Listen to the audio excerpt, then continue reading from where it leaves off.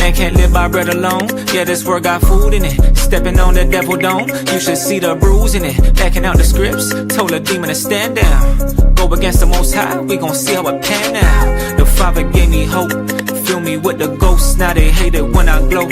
Joseph with the coat, looking for their fruit, but they ain't got no cantaloupe. The Messiah or Belial, you can't be a fan of both. Can't serve two masters. Bread of heaven with the living water, yeah, serving up a truth platter. We ain't idolizing no folly, now we setting up a new standard. When Christ touched down, make the whole earth shake like Bruce Banner.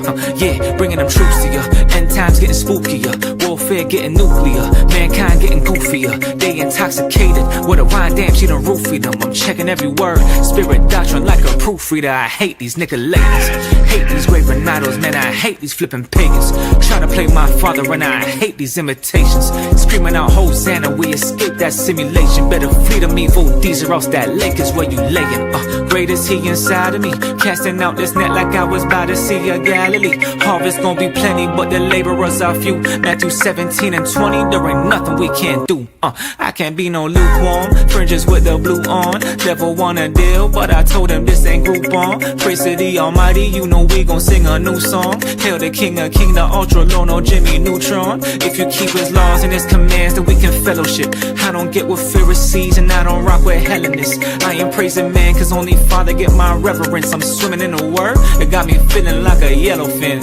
Yeah, big stepper, Mr. Demon Chin Checker, trying to hear that well done, cause I feel that displeasure. Father pouring out the wrath, and he got a big measure. If it ain't about the kingdom, then I don't give a six letter. You got faith in the Messiah, you got power. I was clean up in that blood just like a shower. Isaiah 5, you were the vine that came out sour, but now we stand and giving glory in this hour.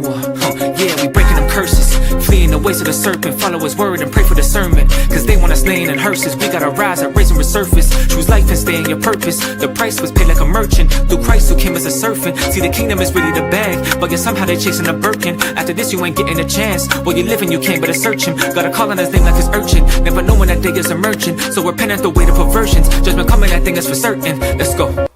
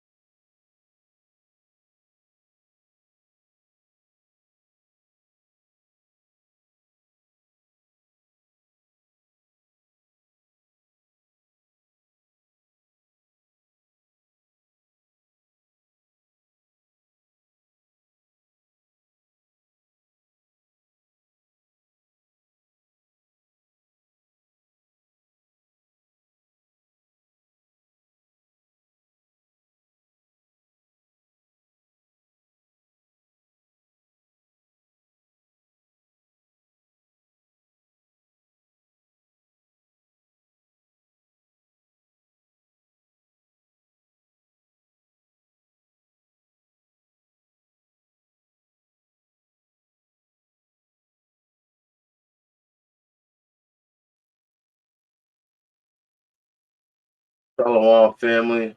First and foremost, I want to give all praises, all glory, and all honor unto the Most High God, whose name is Yahawah. Of course, I do so in the name of his only begotten Son, Hamashiach, Yahawashi, who the world intimately calls Jesus Christ.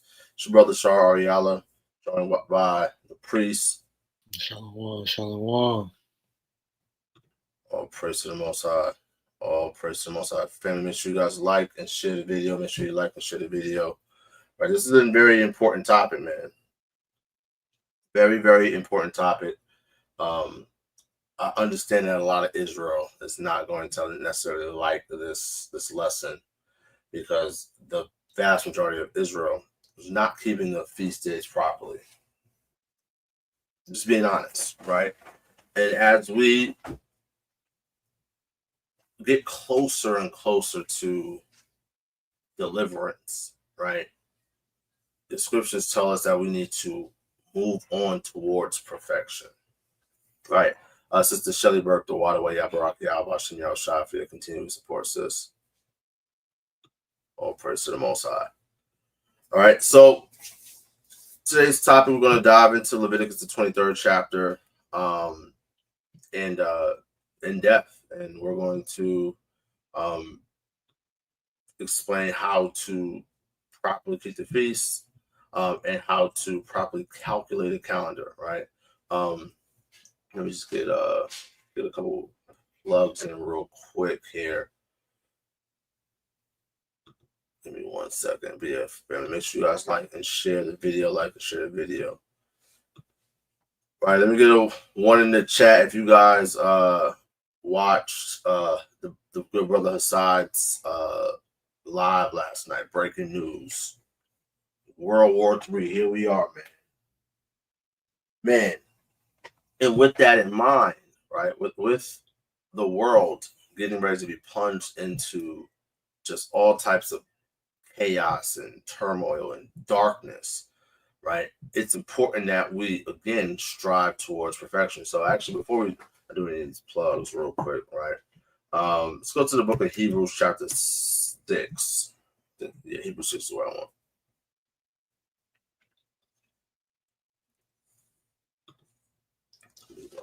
Share my screen. God.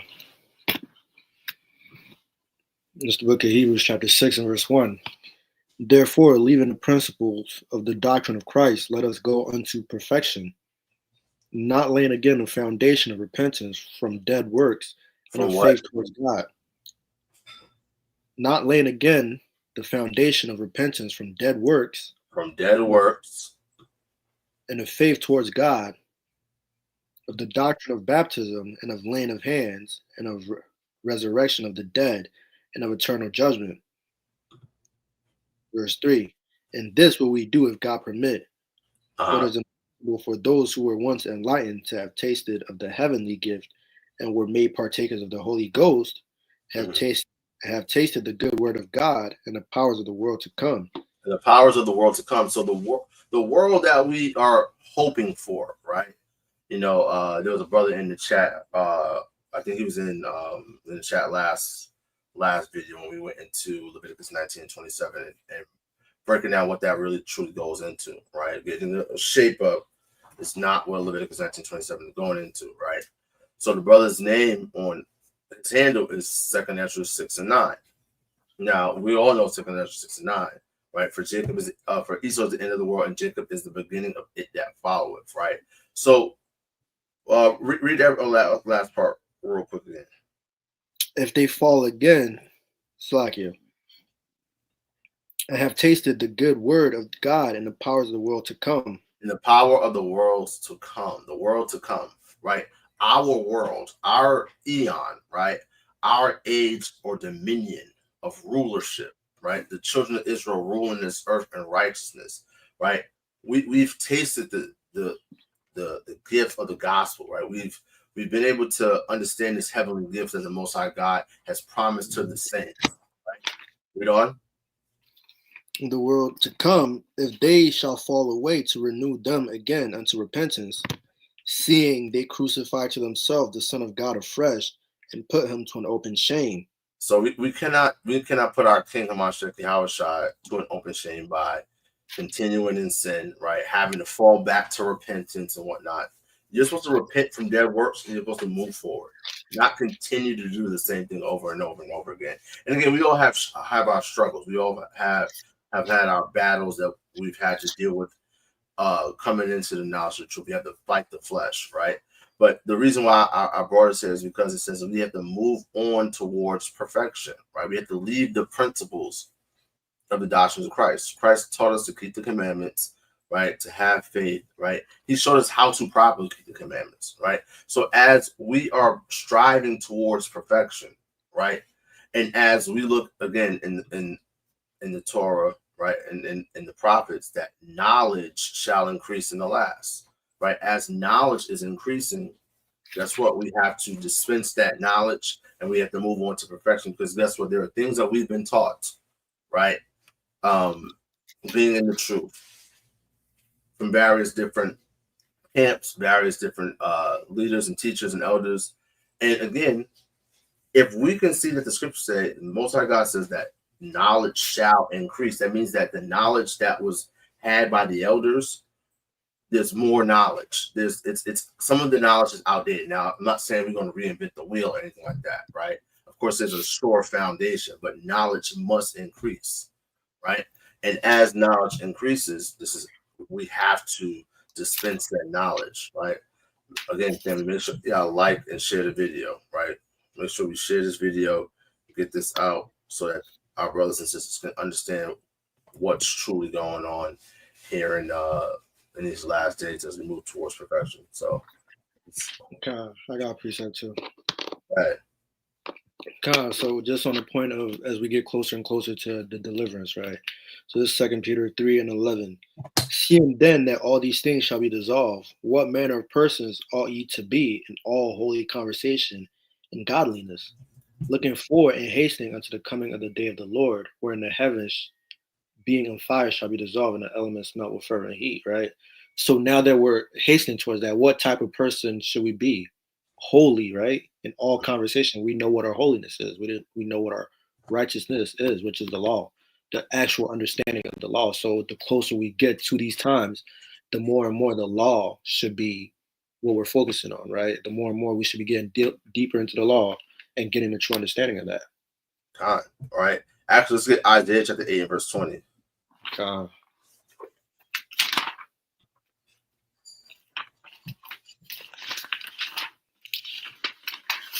Isaiah 8 and 20, man. This right here is a litmus test, right? This right here is a litmus test, man, of whether or not you're truly in this thing, and if you're truly, someone who is walking in the path of someone becoming of the elect, right? Of course, we don't know if we're of that number, right? We pray that we're of that number, and when we actually dive into the scriptures and we understand what's going on, and we see what is required to be chosen, because many are called, but few are chosen, right?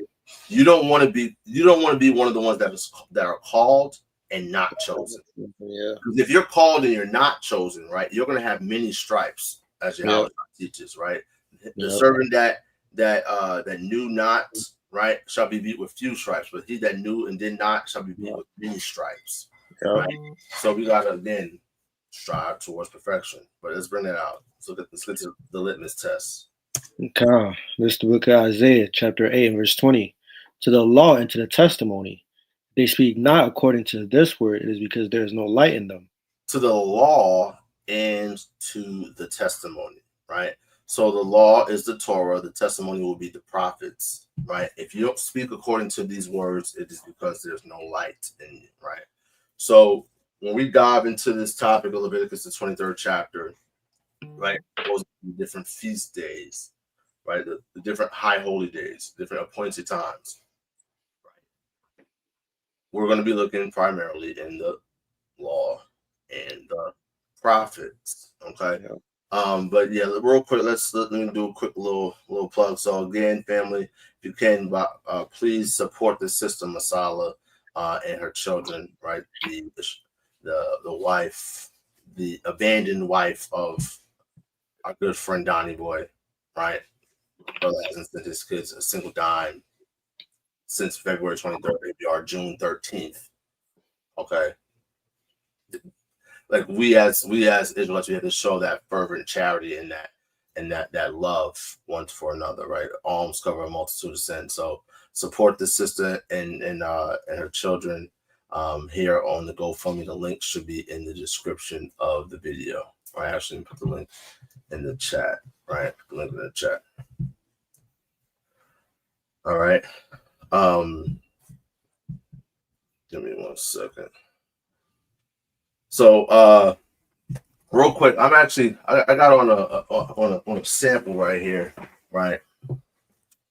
You see that?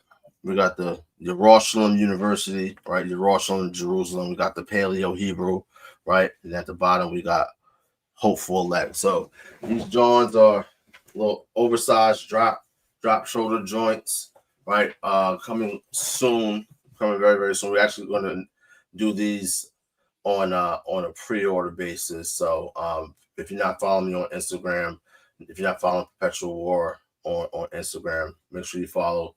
And we'll be posting how you can make your pre-orders. But these joints right here, man, fire, right? We got the shirts of cream, right? Cream with the black and red colorway. So make your way over to perpetualwar.shop, tap in with us here as well. Get yourself a copy of the Hebrew Israelite Bible, man. Right? You know, when you read the Bible and you want to you wish you can see the name Yahawashi, or see the name Masha, or see the name Dawad, see Yahweh's name, right? It's right here in the Hebrew Israelite Bible. So tap in with us at hibofficialzion.com. Link is in the description as well. In addition, tap in with your boy Gedalia Ariala here on Instagram, right? Got the bust down tassels available. Right, tap in with the brother Yasharahla, right? Prestigious weight designs for your regular tassels. Tap in with us, all right? But let's dive into this, man. So let's go to the book of Leviticus chapter. Actually, we're gonna start there, right? Actually, before we dive into Leviticus 23, right? Let's take a look here, right? Let's go to Daniel chapter 7.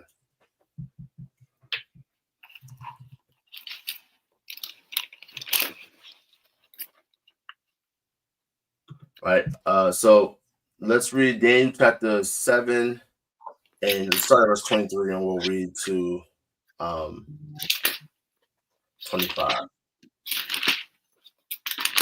Daniel 7 and 23. Mm-hmm. It's the book of Daniel, chapter 7 and verse 23.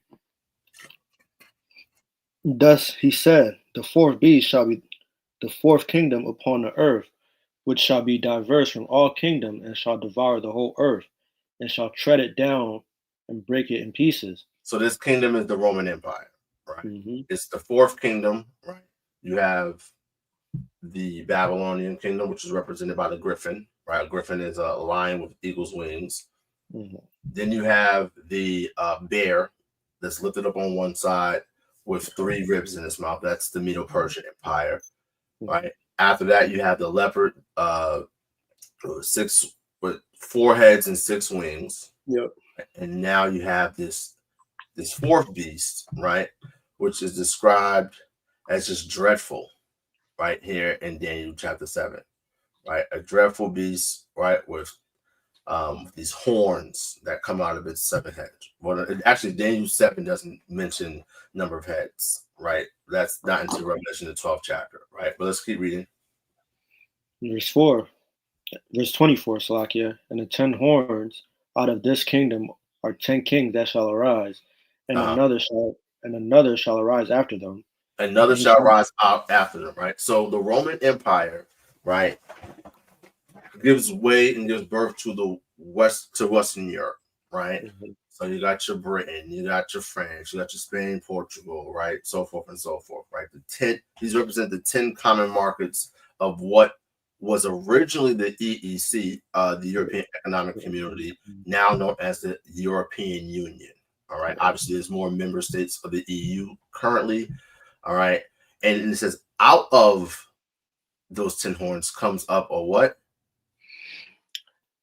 And the 10 horns out of this kingdom are 10 kings that arise, and another shall arise after them. And another shall arise after them, right? Read on. And he shall be diverse from the first, and shall subdue 3 kings. And shall subdue 3 kings, right? So this lines up with Zechariah, the 1st chapter, where Zechariah sees 4 carpenters and sees 4 horns, right? These horns are the powers that scatter Judah, Jerusalem, and Israel, right? Scatter the children of Israel. Who's that? Britain, France, Spain/Portugal, and the United States of America, right? The United States of America is this horn, this other horn that comes out of them, right? The United States, there was British colonies, okay? You had the Boston Tea Party, taxation without representation, give me liberty or give me death, right? You had the Revolutionary War. You also had the War of 1812 fought between the U.S. and then the newly formed U.S. and Great Britain, right? Yeah. You have the U.S. taking over much of the French Empire with the Louisiana Purchase, and then you have the Spanish-American War, where America regains control over the Philippines, over Puerto Rico, and various other places that were part of the Spanish Empire, which was dwindling by that time, right? Yeah. So those are the three kings that they subdued, right? Read on. Verse 25, and he shall speak great words against the Most High. Shall speak great words against the Most High. Yeah. Right, read on. And he shall wear out the saints of the Most High, and think to change the times and laws, and they shall be given in his hand until a times, and a dividing of times. So we're focusing here on the fact that they changed times and laws, right? So this beast, right, which is America, right? It's specifically talking about America here in verse 25, but America, of course, comes out of the Roman Empire. America, right, loves to extol the former beast, loves to extol the Roman Empire, right? We look at our medical field, right? We had this thing called jurisprudence and law, right? All these legal terms, all Latin, right? This is how, of course, when you read the Revelation, the 12th chapter, it says that it gave life to the beast, right? Which lines up with this beast, okay?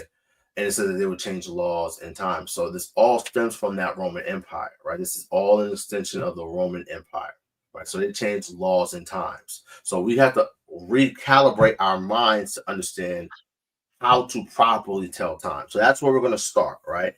And looking at time. So let's go to the book of Genesis, chapter 1.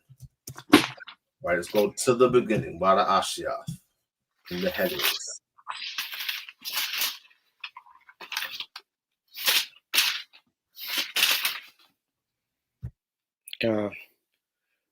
This is the book of Genesis, chapter 1 and verse 1. In the beginning, God created the heaven and the earth. And the earth was without form and void, and darkness was upon the face of the deep. What verse you on? Verse 2. Okay. Yeah. Go down to verse 14. Verse 14. And God said, let there be lights in the firmament of the heaven to divide the day and the night, and let them be for signs and for seasons. Let what be for signs? Let there be lights in the firmament of the heavens to divide the day from the night, and let them be for signs. So these lights that are in the firmament are for signs. Just the other day, there was what? A blood moon. That's a sign. And then what happens right after that? Oh, the starting of World War III. Isn't that crazy? Israel, right? The small hats, Amalek, they shoot missiles, right? On Elam, right? Persia. This is all biblical prophecy, right? We are like, I've been saying for quite some time that World War III has already started. The world is at war, right? The world is literally at war. There's wars and rumors of wars in there's earthquakes in diverse places. These are the signs of the time, right? Mm-hmm. So again, when we're looking at these signs, these lights in the firmament, that's how we're supposed to tell time. Okay, read on. And for seasons, and for days, and for years. Mm-hmm. Verse 25, verse 15, and let them be for lights in the firmament of the heaven to give light upon the earth, and it was so. Verse 16, and God made two great lights, the greater ones. Two great lights. So you have multiple lights, right? You have two great lights, and you have, read on. The greater light to rule the day, and the lesser light to rule the night. The greater light to rule the day. What's the greater light, family? The sun, right? The word for sun in Hebrew, shamash, right? We have the sun, or shamash, right? Read on. And the lesser light to rule the night. in the lesser light. What is the lesser light? The moon, right? The moon, the moon, or in Hebrew is Yarach, right? The moon is that lesser light to rule the what? To rule the night. To rule the night, right? Read on. And he made the stars also. Uh-huh. Verse 17, and God set them in the firmament of the heaven to give light upon the earth, and to rule over the day and over the night, and to divide the light from darkness. And God saw that it was good. Verse 19, and evening and the morning were the fourth day. And the evening and the morning were the fourth day. So when we look at the book of Genesis, right, and we look at this creation week, right, it's not a literal week. These are not literal days for anyone that wants to be simple. Right? They say, oh, well, if the Sabbath is based off the new moon, well, the moon was made on the fourth day. That is such a silly and tired talking point. Brothers who use that argumentation, what you demonstrate is that you lack fundamental understanding of the Bible. Right? These are not literal days. A day with the Lord is as 1,000 years, right? As the scriptures tell us, right? So these are 1,000-year periods of creation, right? And we look at this pattern, right, of the Elohim, right, the powers creating on day 1, 2, 3, 4, 5, 6, resting on day 7, right? And on the fourth day, right, during this 4,000-year span of creation of this physical realm that we live in, we see the creation of these lights in the firmament, the sun, the moon, and stars. The sun and the moon are the greater and lesser light, right? That are to rule, one to rule over the day, one to rule over the evening or the night, right? So, and what we see consistently is after creation is done, we see this phraseology. In the evening, in the morning were the fourth day, right? There was a brother that was on the channel about a week ago, you know, and the brother was on for quite some time. I think it was when we did the Q&A, possibly. Yeah. And the brother believes that a day is literally just 12 hours.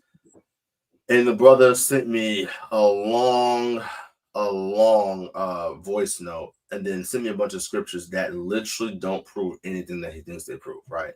So again, what he's missing is this. Again, the evening and the morning were the first were the fourth day. Well, the first day, the second day, the third day, fourth day, so forth and so forth, right?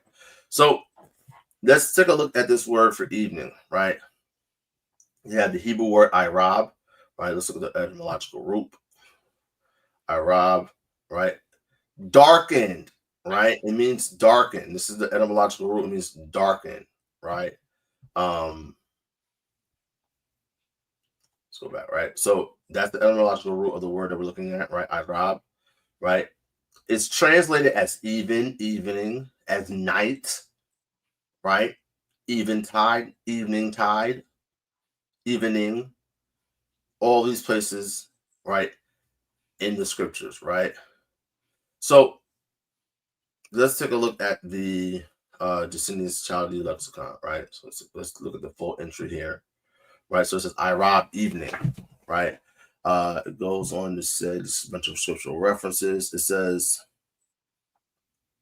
the two, so it gets a little convoluted here, right? And it's going to show that there were different understandings even back when during the time of Yahawashi, right? So it says here, it says the two evenings, only in the phrase, which is bayan ha'irabium, right? Between the two evenings, right? And then it goes on to say here, it says, according to the opinion of the Karaites. I don't know who the Karaites are. Let's take a look who the Karaite Judaism, right? So this is based off of the understanding of who? Amalek, right? Of not the people of God. But I just wanted to show that that again, because there's brothers who will say, oh, well, the 14th evening is really the 15th day. Or the 9th evening, it's really the 10th day. That makes no sense, right? Because again, the pattern is evening, morning. Day 1, evening, morning. Day 2, evening, morning. Day 3, evening, morning. Day 4. Now, the first day of the month, right, is called new moon. Last time I checked, moon is out when it's dark at night, evening, night, right? So it said, let's keep, with that in mind, let's keep on reading, right? It says, with the opinion of the Karaites and Samaritans, which is favored by the words of Deuteronomy 16 and 6, the time between sunset and the deep twilight, right? So basically, like as the sun is setting, right? The sun is setting, right? You can't see it in the horizon. There's still some slither of light, right? They believe it to be that, right? It goes on to say, the Pharisees, however, Steve Joseph Bellum, right, and the rabbinics considered time when the sun began to descend to be called the first evening, Irab, little evening, when it begins to draw towards evening, and the second evening to be the real sunset, right, the real sunset. So as it's setting, and then once it's set, right. So just so that there's no confusion here, right, because people say, oh well, evening is right before it's night. No matter how you slice it, right, a day is from evening to evening, right? You have to have evening, darkness, light, darkness, light. Literally, when we look at creation in Genesis 1, like, let's read verse 1. Verse 2. Yeah, verse 2. And the earth was without form and void, and darkness was upon the face of the darkness was upon the darkness was on the face of the deep. Read on. And the Spirit of God moved upon the face of the waters. Verse 3. And God said, let there be light, and there was light. So there's darkness, then light. Darkness and light. That's the pattern. See, some of y'all, when we was in school and we had to like do problem solving and like follow the patterns, a lot of y'all wasn't really good at that, and it shows, right? Not the brothers and sisters who diligently are, you know what I mean, in class, right? See them in the chat with us, brothers of Masalah, brothers of Genesis. Like, there's clearly brothers and sisters who are here to learn, right? And it's clearly a bunch of brothers and sisters who are just not, just here for the shenanigans and the nonsense, right? So that is the standard. That is the pattern. Darkness, light, darkness, light. That's what a day is. In the evening and the morning were the first day. All right. So we define what Irab was. So now, to further prove, right? Because again, I don't want any schmuck coming in here talking about, oh, the Sabbath is only 12 hours, or the day is morning in the morning. You're a moron. And I'm going to demonstrate that. So the book of Genesis, the 14th chapter, right? So not Genesis, Judges, right? So Samson, right? He marries a daughter of the Philistines in Timnath, right? And we're going to jump down to verse 12, where Samson gives a riddle for the Philistines to solve, right? Let's start at verse 12. And this is going to put to bed the idea that the day is from morning to morning, all right? Let's read. And it's the book of Judges, chapter 14 and verse 12. And Samson said unto them, I will now put forth a riddle unto you, if ye can certainly declare within the 7 days, if ye can certainly declare me within the 7 days of the feast and find it out. 7 days of the feast. Now, I don't know if this was unleavened bread or if this was tabernacles, but it's a 7-day feast. 7 days. Keep that in mind, family. 7-day feast. Read on. Then will I give you 30 sheets and 30 changes of garments. But if you cannot declare me, then you shall give me 30 sheets and 30 change of garments. And they said unto him, put forth thy riddle that we may hear it. Verse 14. And he said unto them, out of the eater came forth meat, and out of the strong came forth sweetness. And he said, and they could not find the riddles 3 days expounding the riddle. Verse 15. And it came to pass on the 7th day. It came to pass on the what? On the 7th day. On the 7th day, right? So they had a full 7 days to figure out this riddle, right? There's a wager, right? These changes of clothes. Listen, all right, I'm gonna give you, you know what I mean, all these 30 changes of garments, 30 garments. You know how much that's worth, right? Yeah. Read. That they said unto Samson's wife, entice thy husband, that he may declare unto us the riddle, lest we burn thee in thy father's house with fire. Have ye called to us that we have? Is it not so? Mm-hmm. Verse 16, and Samson's wife wept before him and said, Thou dost but hate me, and lovest me not. Thou hast put forth a riddle unto the children of my people, and have not told it to me. And he said unto her, Behold, I have not told it to my father nor my mother, and shall I tell it thee? Mm-hmm. Verse 17, and she wept before him the 7 days while they feasted their feast lasted. Mm-hmm. And it came to pass on the 7th day that he told her. On the 7th day, read. That he told her, because she lay sore upon him, and So she was just bugging him. She was nagging him, right? So now it's the 7th day, right? The wager was, hey, you guys got 7 days to solve this riddle, right? Read on. And she told the riddle to the children of her people. Verse 18. And the men of the city said unto him on the 7th day. On the 7th day, when?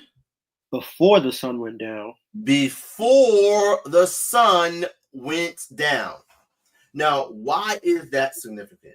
Because again, a day is from evening to evening. If the sun is out during the day, right? The day portion, daylight, right?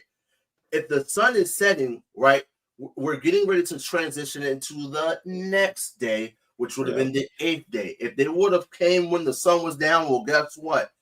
Time's up. Now you owe me 30 changes of garments. But that didn't happen, right? She nagged him.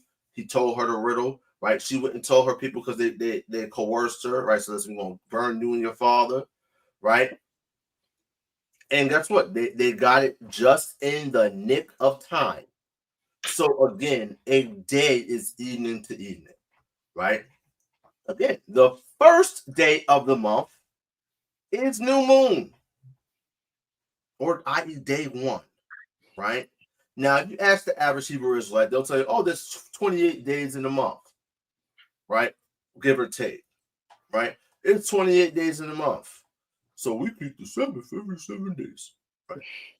And we're going to dive into it. I'm just laying the foundation, laying this premise because, again, right, I don't want people to get simple and start coming up with the buggery, right? So now let's go to another scripture to further just hammer in this point, right? So let's go to the book of 2nd Ezra, chapter 6 and verse 35.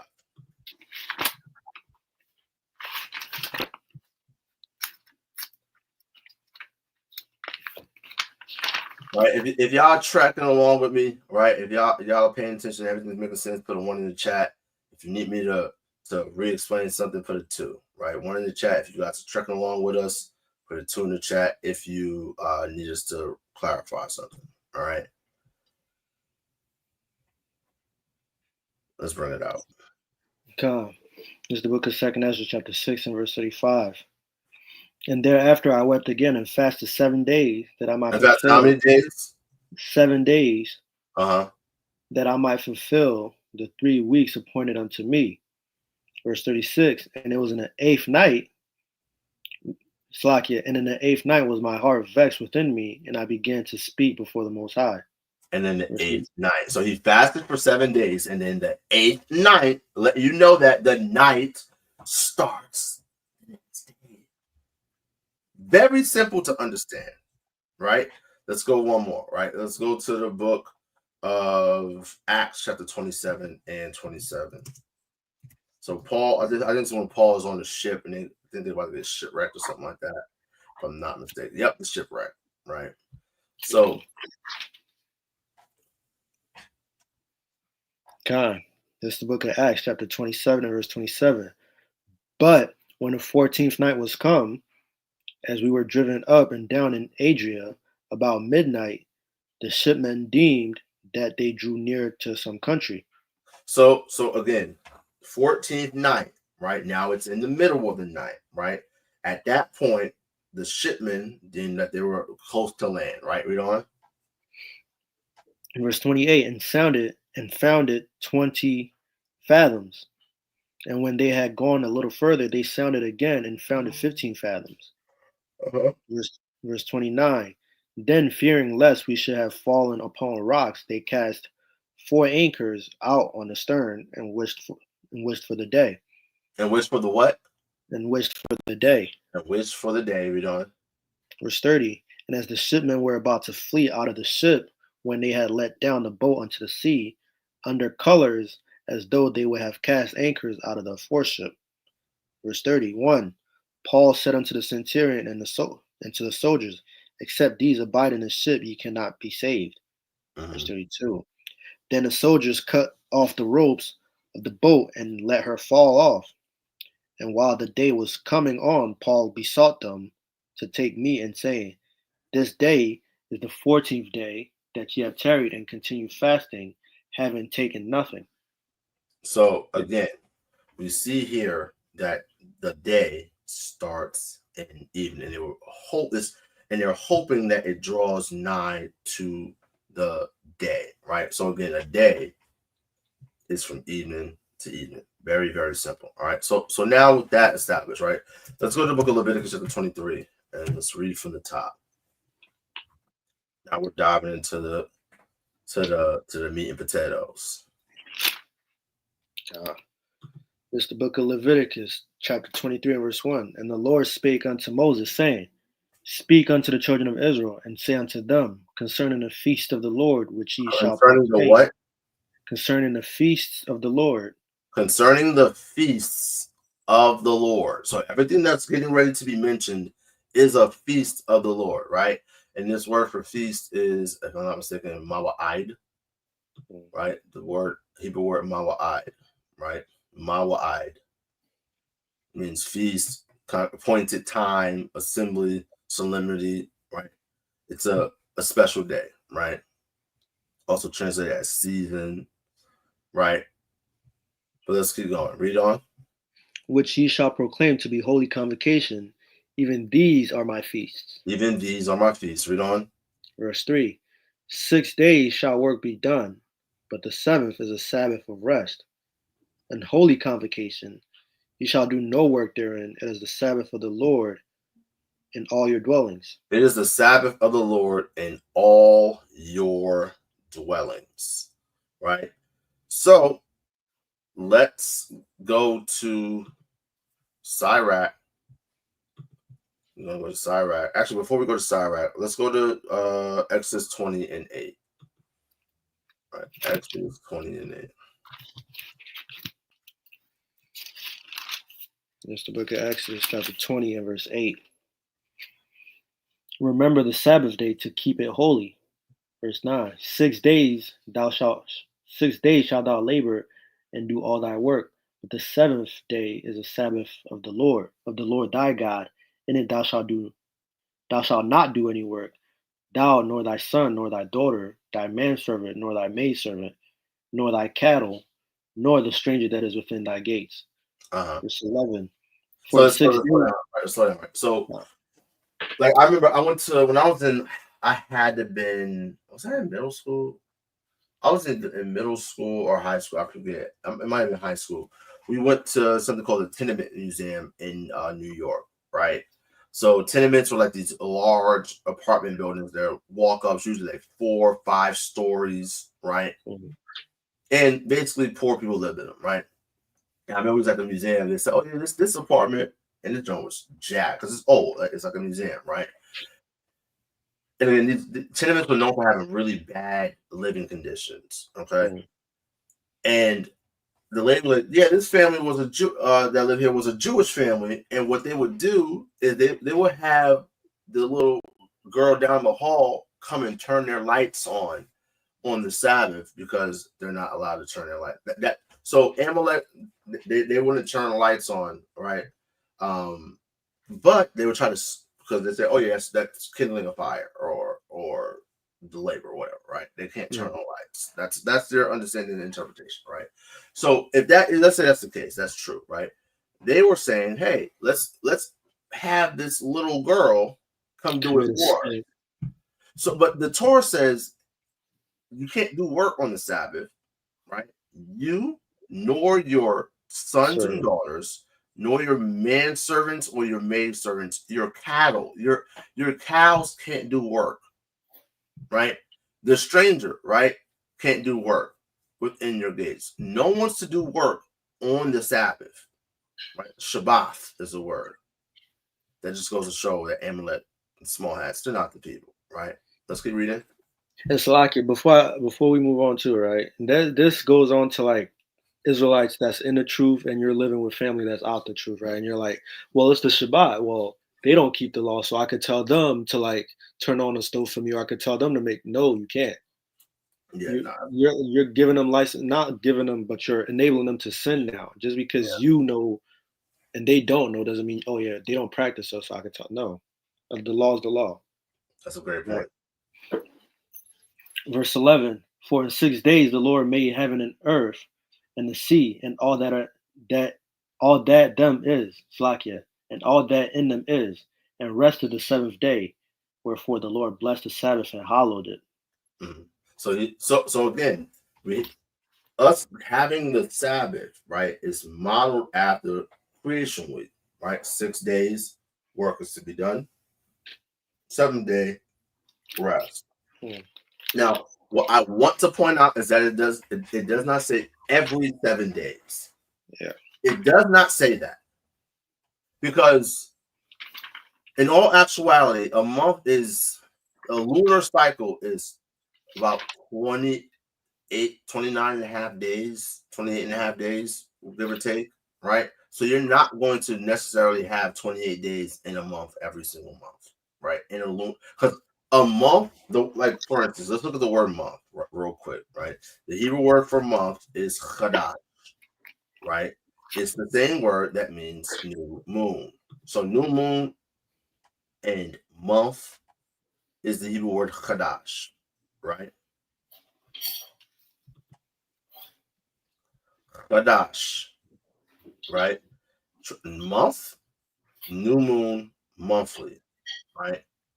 That's what it means. Like for instance, Genesis 7:11. In the 600th year of Noah's life, in the second month, that word is chadash, right? Bach chadash. So again, if new moon is day 1, right? And then if you got based on people who are, Friday, Saturday, or people who are like, oh yeah, it's every 7 days. Okay, cool. So you got new moon, which is day 1, 2, 3, 4, 5, 6, or maybe 7 is when you're gonna rest, and then you're gonna work 8, 9, 10, 11, 12, 13, 14. You're gonna rest, right?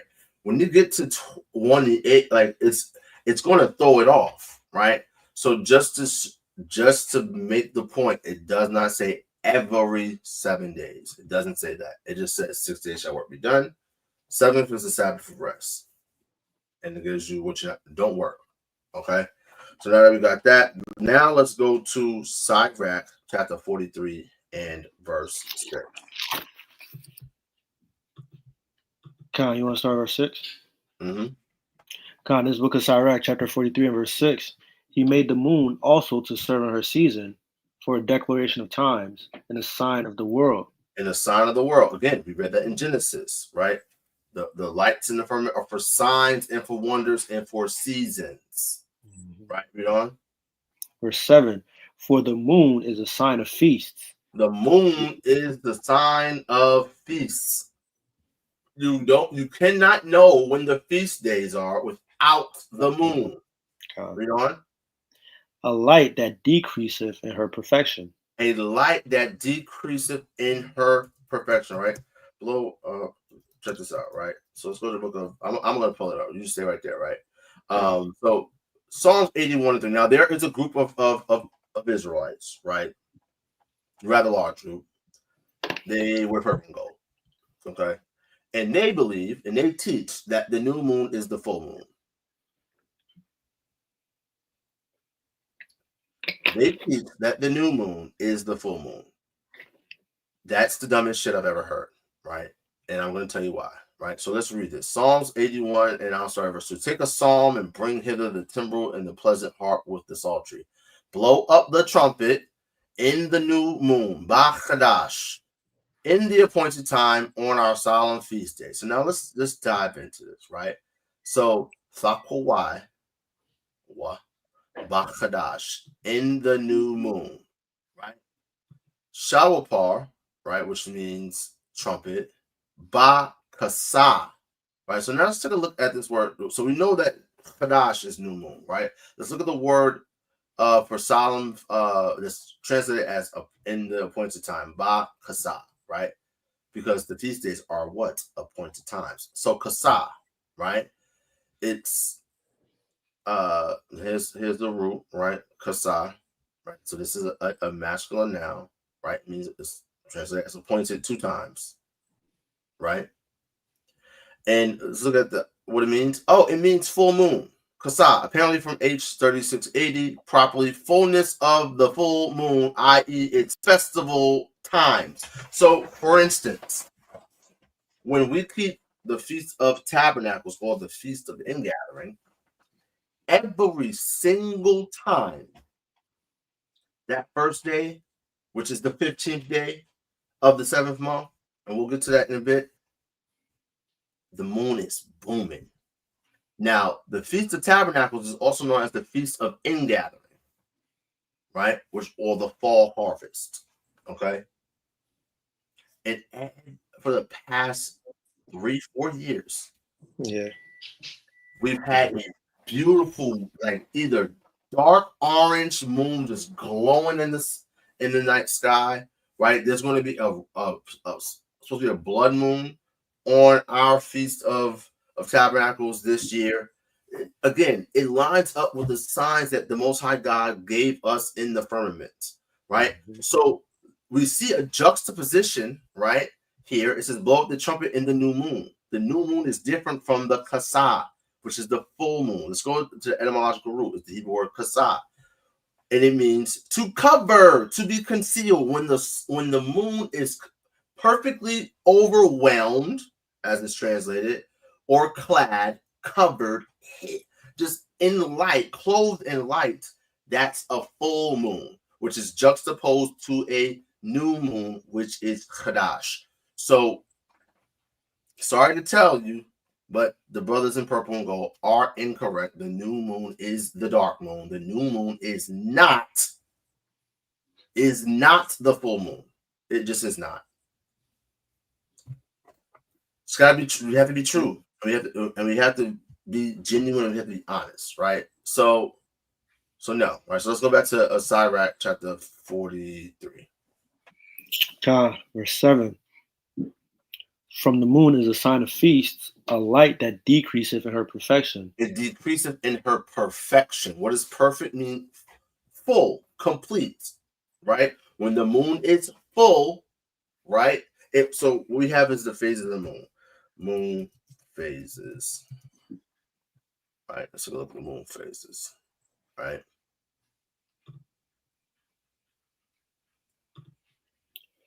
So here are the phases of the moon, right? New moon, dark. Then we have a waxing crescent. Something waxes, it means it grows, right? The scripture that iniquity shall abound, that times will wax worse, right? Yeah. It's growing, right? So the light in the moon, it waxes, right? It starts new or refreshed, right? Then it waxes as a waxing crescent. Then it becomes a first quarter moon or a half moon. Now, the reason why I call it first quarter moon is because the white man thinks that the moon and the planets and everything is a sphere, right? We've never seen it in terms of like touching it or whatever. So I don't know if it's a sphere or a circle. I'm not going to get into that, right? But they call it first quarter, or you just look at it half, right? So a half moon or first quarter moon, right? Then it waxes as a waxing gibbous. It becomes full or complete, and it decreaseth in its perfection. It's perfect when it's full. It wanes as a waning gibbous all the way down to a third quarter moon. All right. It continues to wane as a waning crescent, and it becomes new again. This is the cycle. And guess what? This lines up perfectly with a woman's menstrual cycle. No wonder why the heathen worship the moon as a feminine deity. Yeah. But it makes sense. I get it. I see why they do it, right? So we're getting into the Sabbath, right? So we just read in Sirach 43 that the moon is the sign of feasts. We read in Leviticus 23 that the Sabbath is the first feast that's mentioned. So it stands to reason that the Sabbath is predicated upon the lunar phases and not predicated upon a Gregorian calendar, which was created by the Roman Empire, right? Through Pope Gregory VIII of Rome in 1582, if I'm not mistaken, right? Gregorian calendar, right? Gregorian calendar, yep, 1582, October 1582. They just added like 11 days to the calendar. Just added 11 days. And all of its purpose was to try to line up the seasons with Easter. That's what it's all about, right? So these are the phases of the moon. So we're going to demonstrate that the new moon is a Sabbath. We're going to demonstrate that it's a Sabbath, right? You'll have silly niggas that say, "Oh, only the seventh new moon is a Sabbath."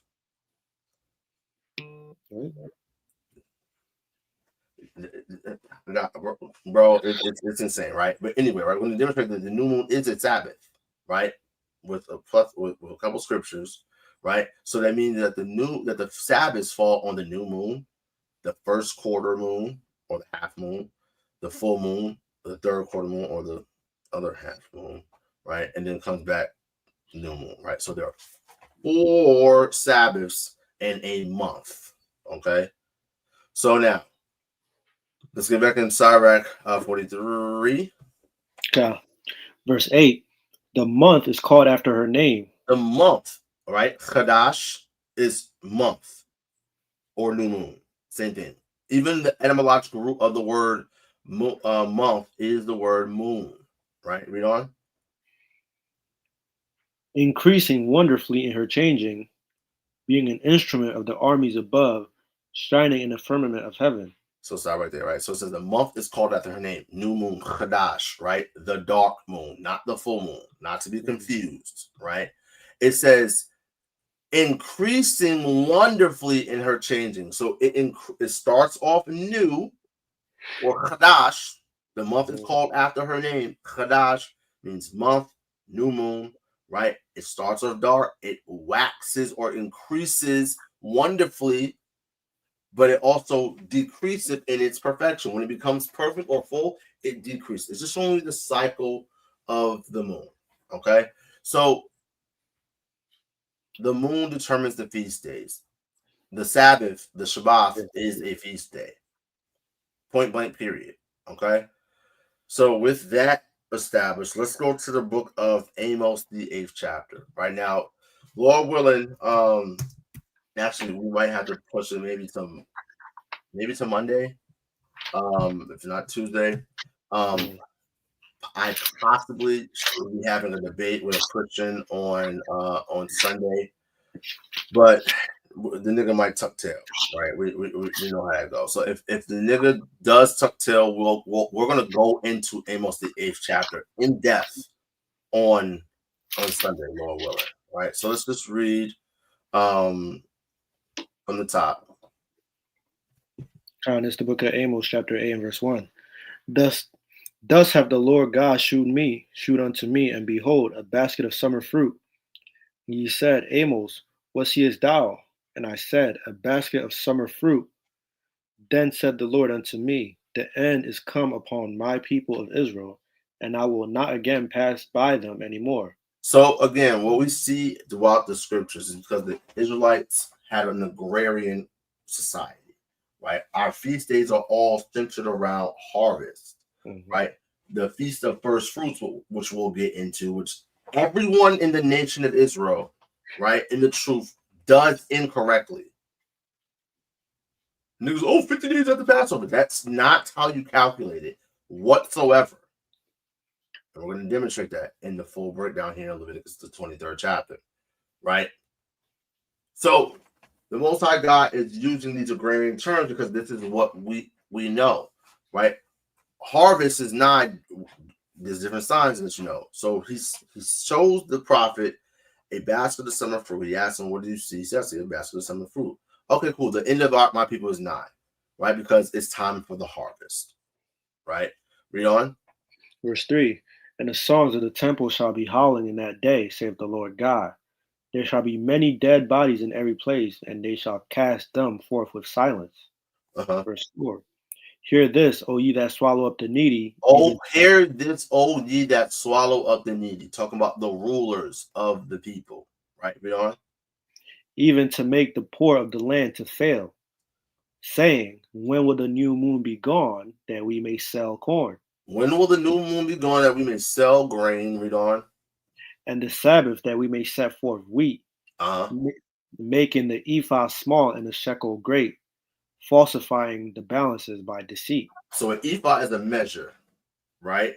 Making the ephah small. Again, I'll give a worldly example for my Reformed brothers and sisters, right? When I used to be in the world, and I used to smoke, you know what I mean, the devil's lettuce, right? I will go, depending on who you went to, right? You go to your little your man's, your plug or whatever, and you'll get a eighth, a quarter, a O, QP, whatever it is, whatever type of, you know what I mean, soothsayer you were, right?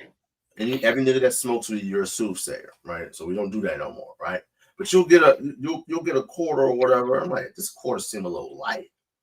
Like, oh, this A felt a little light. It's supposed to be a 3.5. It's really a 3.2. But he's charging me 3.5 numbers. This is exactly what the rich, right, the rulers of the people were doing. They were making the ephah small, making the baggie or the unit of measure small, right? Because they had a false weight. That's why it says in Proverbs 11:1, a false weight is an abomination unto the Lord, but a just weight is his delight, right? Why is it an abomination? Because you're stealing, right? You're dealing falsely with your people, right? So it says, when will the new moon be gone, that we may sell corn? Why are they asking when will the new moon be gone, so that they are allowed to sell corn? Because we're going to get into the prohibitions in a bit for the Shabbat, right? Because there's people that teach that you can cook on the Shabbat. It's okay, right? And others. We're going to demonstrate that that's false, right? And that niggas are committing sins unto death, and the Most High God is going to kill them. Point blank, period, right? Why are they asking when will the new moon be gone, that they are allowed to sell corn, right? In the Sabbath, that they may set forth wheat, making the ephah small and the shekel great, falsifying balances. Because the new moon is a Sabbath. The new moon's a Sabbath. No matter how you slice it, the new moon is a Sabbath. Okay? So now let's go to the book of Ezekiel, the 46th chapter.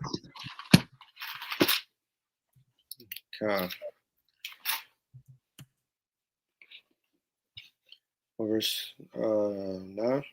Start from the top. This is the book of Ezekiel, chapter 46, and verse 1. Thus saith the Lord God, the gate of the inner court that looketh toward the east shall be shut 6 working days. The 6 working days, right?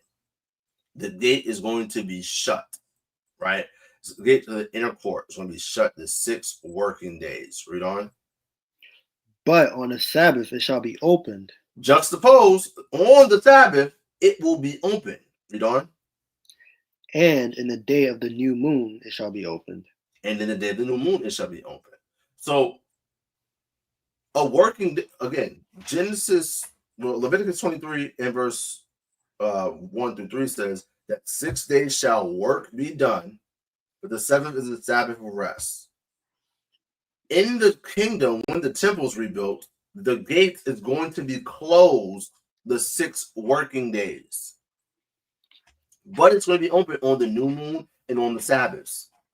So what does that tell us? That tells us that the new moon is different from the 6 working days.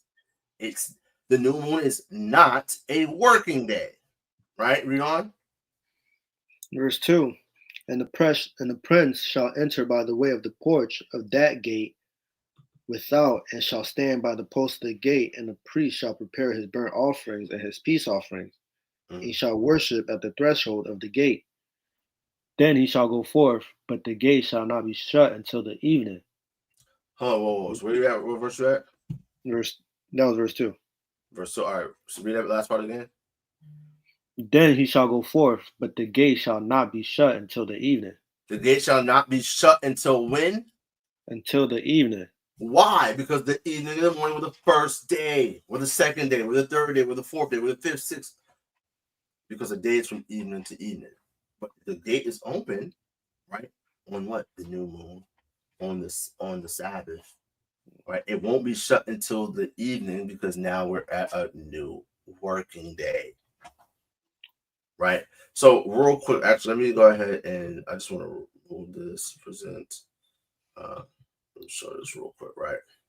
Because like men lie, women lie, numbers don't, right? I just want to show y'all something, right? So there's a quick little Excel sheet just to show. All right, so we have a day 1, which would essentially be new moon, right? You have day 2, 3, 4, 5, 6, 7, right? These are working days. So we have working day 1. So this, watch this. Working day 1, 2, 3, 4, 5, 6. Sabbath. Here's the new moon. The gate is shut these 6 working days. It's open on the new moon. It's open on the Shabbat. And then we have what? 6 working days, right? 6 working days, right? And then Sabbath. Oh, what day does it fall on? The 15th. So as we've been teaching for years, right? The Sabbaths fall on the 1st, which is new moon, the 8th, the 15th, and the 22nd. Let's keep doing it, right? We got 6 working days. And oh, look at that. We got the Sabbath again, right? And then what you do is you wait until the next new moon to keep your next Sabbath. Simple, right? The cycle continues. It's a cycle within itself. Okay, we have the lunar phases, right? We have different months, right? Even when we look at, for instance, the 7th month, right? We're going to dive all into that in a bit, right? But it's very, very clear that the new moon and the Sabbath are juxtaposed from working days. The gate of the temple will be open on the new moon, right? Gate opened, right? Gate closed, right? Gate closed, right? So we got the gate closed on these working days. Oh, gate open. Gates opened. And then it's the gate closed. It's very, very simple, guys. Very, very simple. So easy a caveman can get it.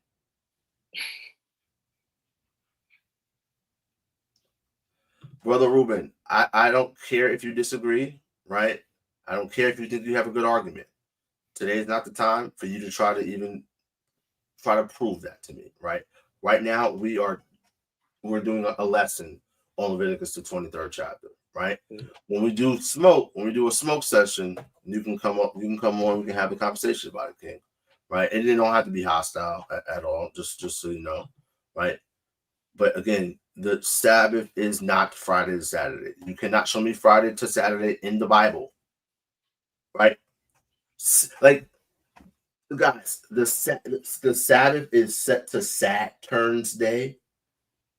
Yahawah's holy Sabbath is set to Saturn's day. For the record, we didn't have names for the days of our week. We didn't, at one point, we didn't have names for the months, right? We had Aviv, right? Then we started to develop some during the time of like Solomon and whatnot. And then we went to Babylon. We adopted the names of the Babylonian names of their month, right? I remember a brother had reached out to me and said, you're missing the name for the 4th month. I know, because it's Tammuz, which is a pagan deity. I'm not putting a pagan deity's name on our holy calendar, right? So the Sabbath is not Friday to Saturday, brother. It's just is not, right? It's not the Sabbath right now. So let's go back here to Ezekiel. Yeah, read on. Verse 3. Likewise, the people of the land shall worship at the door of this gate before the Lord in the Sabbaths and in the new moons. In the Sabbath and in the new moon. Why is the Sabbath and the new moon being spoken of together? Because the new moon is a Sabbath. Read on. Verse 4. And of burnt offerings that the prince shall offer unto the Lord in the Sabbath day shall be 6 lambs without blemish, and a ram without blemish. So 6 lambs and a ram. 6 lambs and a ram. 7 total, right? Read on. And the meat offering shall be an ephah for a ram, and the meat offering for the lambs. And he shall be able to give an hin of oil to an ephah. Verse 6. And in the day of the new moon it shall be a young bullock without blemish, and 6 lambs and a ram, they shall be without blemish. So again, right, new moon and the Shabbat, right? They're both Sabbaths. Okay, the gates of the inner court are going to be closed on the 6 working days. The 6 working days are juxtaposed to the new moon and the Sabbath, where the gate will be open. Very, very simple. It needs to be understood, right? So now, right, let's take a look at Exodus. We're going into the prohibitions for the Shabbat, right? Exodus chapter 16, we're going to start at verse 16. It's the book of Exodus chapter 16 and verse 16. Let's start at verse 15. Exodus 16 and 15? Yep. God. And when the children of Israel saw it, they said to one another, It is manna, for they wist not what it was. And Moses said unto them, This is the bread which the Lord hath given you to eat. Verse 16. This is the thing which the Lord hath commanded. Gather of it every man according to his eating, an omer for every man, according to the number of your persons. Take ye every man for them which are in his tents. And the children of Israel did so, and gathered some more, some less. And when they did meet it with an omer, he that gathered much had nothing over, and he that gathered little had no lack. And they gathered every man according to his eating. And Moses said, Let no man leave of it until morning. Don't leave of it till morning, right? So they're gathering it in the evening time, right? Don't leave it. Not necessarily gathering it in the evening time. They're gathering it and saying, don't leave it till the morning, right? So you're going to gather it, right? You have it for yourself. You eat, you know what I mean? You eat your dinner, whatever. Don't leave any of it until the morning, right? Read on. Notwithstanding, they hearkened not unto Moses, but some of them left of it until the morning, and it bred worms and stank. And Moses was wroth with them. So it rotted. It rotted, right? Read on. Verse 21. And they gathered it every morning, every man according to his eating, and when the sun waxed hot, it melted. So in the morning, it's the cool of the day, right? The sun is not at the zenith or the highest point, right? Not just beaming down on you, right? Noonday just be beaming, right? When the sun waxed hot, it melted. So now you got early bird gets the worm type of situation we see here, right? Read on. Verse 22. And it came to pass that on the 6th day they gathered twice as much bread. On the what day? On the 6th day they gathered twice as much bread. Now, why would they gather twice as much on the 6th day? Read. 2 omers for one man. And all the rulers of the congregation came and told Moses. Verse 23. And he said unto them, This is that which the Lord hath said. Tomorrow is the rest of the holy Sabbath. So whoa. So they're gathering these things during the morning portion, during the daylight portion, right? And he's saying, hey, it's now we're on the 6th day, right? He says tomorrow is the holy Sabbath. Tomorrow will begin on the evening, right? Mm-hmm. So tomorrow is the rest of the holy Sabbath unto the Lord. Read on. Which the Lord hath said, bake that which ye will bake today, and sieve that which ye will sieve, and that which remaineth over lay up for you to keep until the morning.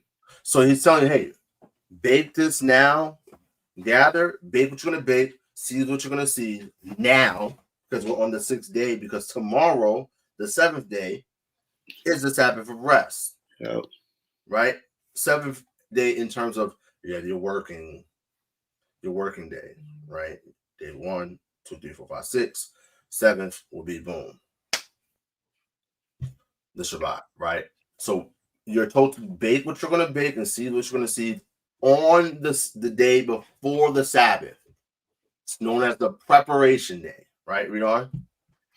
Verse 24. And they laid it up until the morning, as Moses bade, and it did not stink, neither was there any worm therein. And it didn't stink on the Shabbat, but it did on the regular days, right? Read on. Verse 25. And Moses said, eat that today, for today is a Sabbath unto the Lord. Today ye shall not find it in the field. 6 days ye shall gather it, but on the 7th day, which is the Sabbath, in it there shall be none. There shall be none. And then what happened? Niggas went out to look on the 7th day. Actually, keep reading. Verse 27. And it came to pass that there went out some of the people on the 7th day to gather, and they found none. And verse 28. And the Lord said unto Moses, How long refuse ye to keep my commandments and my laws? See, for that the Lord hath given you the Sabbath, therefore he giveth you on the 6th day the bread of 2 days. Abide ye every man his place, let no man go out of his place on the 7th day. So now what brothers will sometimes do is they'll take this and they say, oh, you can't leave your house on the Sabbath. Yeah. No. It's in the context of them being in the wilderness and going out to gather manna. There ain't going to be no manna on the 7th day. That's the point, right? So we're seeing here, the lesson being taught is, listen, bake what you're going to bake, see what you're going to see on the day before the Sabbath, because it is the preparation day, right? You're not going to be able to go and gather some tomorrow to go bake or seed, because as we're going to read, let's go to Exodus chapter 35 and 1. You're not allowed to kindle fires on the Sabbath. Let's run it out. God, this is the book of Exodus chapter 35 verse 1. And Moses gathered all the congregation of the children of Israel together and said unto them, These are the words which the Lord hath commanded, that ye should do them. Verse 2. 6 days shall work be done, but on the 7th day there shall be. Hold on, Brother Reuben, listen, bro. I guess you're a Negro only. I don't know what you got going on, but right now we're doing a lesson on Leviticus 23rd chapter. We're not talking about who the tribe of Ephraim is, mixed race, this and third. Please, either pay attention and take notes or get out. Simple. Like, I just don't understand you niggas. Let's keep reading. Verse 2. 6 days shall work be done, but on the 7th day there shall be to you an holy day, the Sabbath of rest to the Lord. Whosoever doth work therein shall be put to death. Whoever shall do work therein shall be put to death. So profaning the Sabbath is a capital offense. Mm-hmm. Read on. Verse 3. Ye shall kindle no fire throughout your habitations upon the Sabbath day. Ye shall kindle no fires throughout your habitations. Now, you got a bunch of silly niggas who think that they're priests after the order of Melchizedek, right? I've never read a Bible verse that says that anyone other than Yahawashi is a priest after the order of Melchizedek. And they use it as an excuse to freaking cook and kindle fires on their Shabbats, or what they deem the Shabbat. ISUPK. These niggas are worthy of death according to the law of God. Anyone that profaneth the Sabbath, right, shall be put to death. These niggas are teaching people they have barbecues on their Sabbath. It says, "Ye shall kindle no fire." What does it mean to kindle a fire? To begin or start a fire throughout your habitations, right? They think because they're priests after the order of Melchizedek that they can do what the Levitical priests do. The Levitical priesthood and the Melchizedekite priesthood are two different priesthoods. Yeah.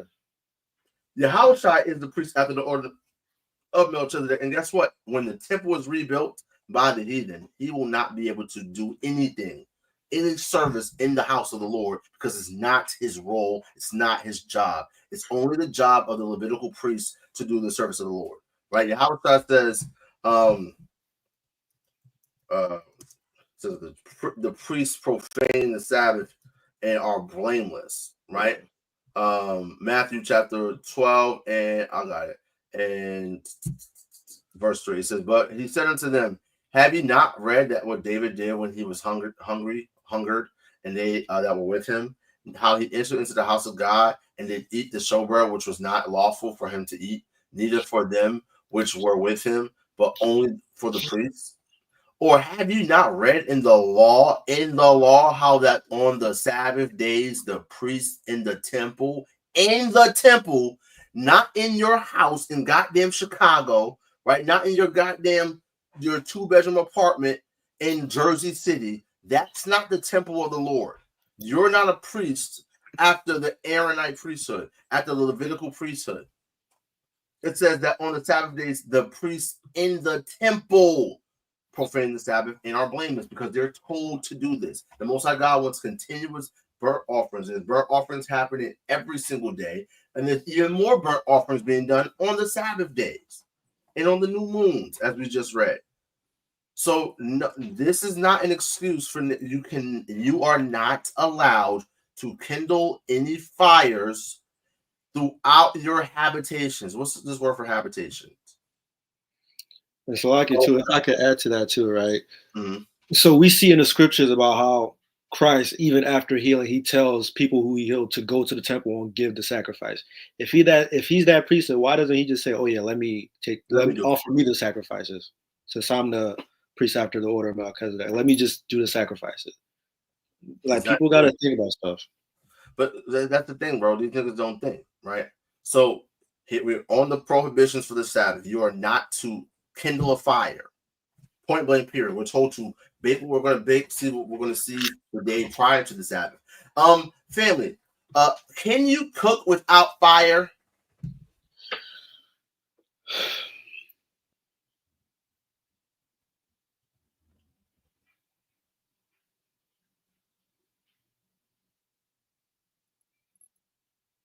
I would love to see how. No, you cannot cook without fire. So if you're not allowed to kindle a fire on the Sabbath, what makes you stupid niggas think that you can cook on the Sabbath? I would really like to know what makes you think that you can cook on the Sabbath if the Most High God says, yeah, you cannot kindle a fire in your habitations on the Sabbath. Right after he says, if you do any work on the Sabbath, you're going to get put to death. And okay, let's look at another example. Let's go to Numbers chapter 15 and 38. Actually, probably about 36, 35. Actually, sorry, verse 32. There's the book of Numbers.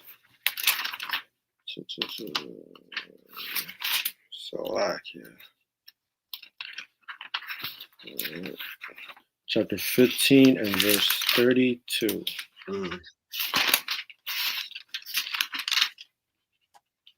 And while the children of Israel were in the wilderness, they found a man that gathered sticks upon the Sabbath. And they that found him gathering sticks brought him unto Moses and Aaron and unto all the congregation. And they put him in the ward because it was not declared what should be done unto him. So they locked his ass up, right? So he's gathering sticks on the Sabbath day. Verse 35, and the Lord said unto Moses, this man shall be surely put to death, and all the congregation shall stone him with stones without the camp. Without the camp means outside of the camp. Read on. Verse 36, and all the congregation brought him without the camp and stoned him with stones, and he died as the Lord commanded Moses. And this is where we're told to wear fringes. So we reminded to keep the commandment, right? Where, okay, you about to go do something stupid on the Sabbath. How can you light a candle, Sister Alicia, without fire? Now, so let's say you so just to give you guys an example, right? Let's say, all right, boom, you have a stove, right? Let's say we're in the wilderness, right? We don't got modern amenities, right? We have to get firewood, we have to kindle fire. So you have to kindle the fire before the Sabbath comes in. You have to have enough firewood to keep that fire going, because guess what? You can't, if you have to go and get more sticks, that means you have to do what? Your intention is to do what? To kindle a fire on the Sabbath. I'll give you guys an example. Me and my wife, we went camping, right? We like to camp. Unfortunately, we haven't gotten a chance to go camping this year. And last year we didn't get a chance to go camping outside of tabernacles. But the year prior, we went camping 3 times. We went camping before tabs, during tabs, and then we went camping another time at the tabs. We went camping in November, right? And we got one of those stove jacks, right? Little fireplaces that we put in our tent. And it just so happened that our first day there, like, we got there before the Sabbath came in. We had all our firewood and had everything set up. And our first night literally was the Sabbath. So I had to wake up every hour on the hour to put a put a log in the fire to keep it going. Because if I didn't, guess what? That shit would have went out, and it just so happened at that time that November was super warm. And it just so happened that the weekend that we went, it was freezing. And if we didn't have enough firewood, right? And if I didn't wake up every hour to put a new log in the thing, guess what? That fire would have went out, and we either would have froze to death, or I would have had to profane the Sabbath by kindling a fire on it, which I was not going to do, right? So I'll give you an example, right? Let's say it's Shabbat's coming in, right? You're preparing, right? What we do is we keep on 2 burners on our stove on so that we can have a fire already kindled and that we can warm up the food that we already prepared on the stove. Because guess what? Not using the microwave, because using the microwave is the equivalent of you kindling a fire. Yeah. Just so people are clear, right? I know of times old, there were niggas that said, oh, some brothers do it, but no, don't use a microwave on the Sabbath. We've already gone over this, right? So it's about being prepared. Now, if you have a fire already kindled, right, and let's say you have a candle that goes out, right, or a lamp that goes out. Like back in the day, we didn't have candles; we would have lamps, right? Our lamps would have oil, right, and you would have a wick or whatever, and you would, of course, light your candle. So if your lights go out, right, your light just so happen to go out. If you already have a fire kindled, you can use that fire to have your candle or your light. So it's about preparing. Right, you have a fire already kindled, right, to keep yourself warm or to warm up food, things of that nature. It's about being prepared. Clearly, this brother in Numbers the 15th chapter was not prepared, right? He let his fire go out, right, and the Most High God took his light out, done him off, right? Rocks upon him head top. So this is very, very important, right? You're not allowed to kindle fires on the Sabbath, right? Let's go to Exodus chapter 31 and verse 13.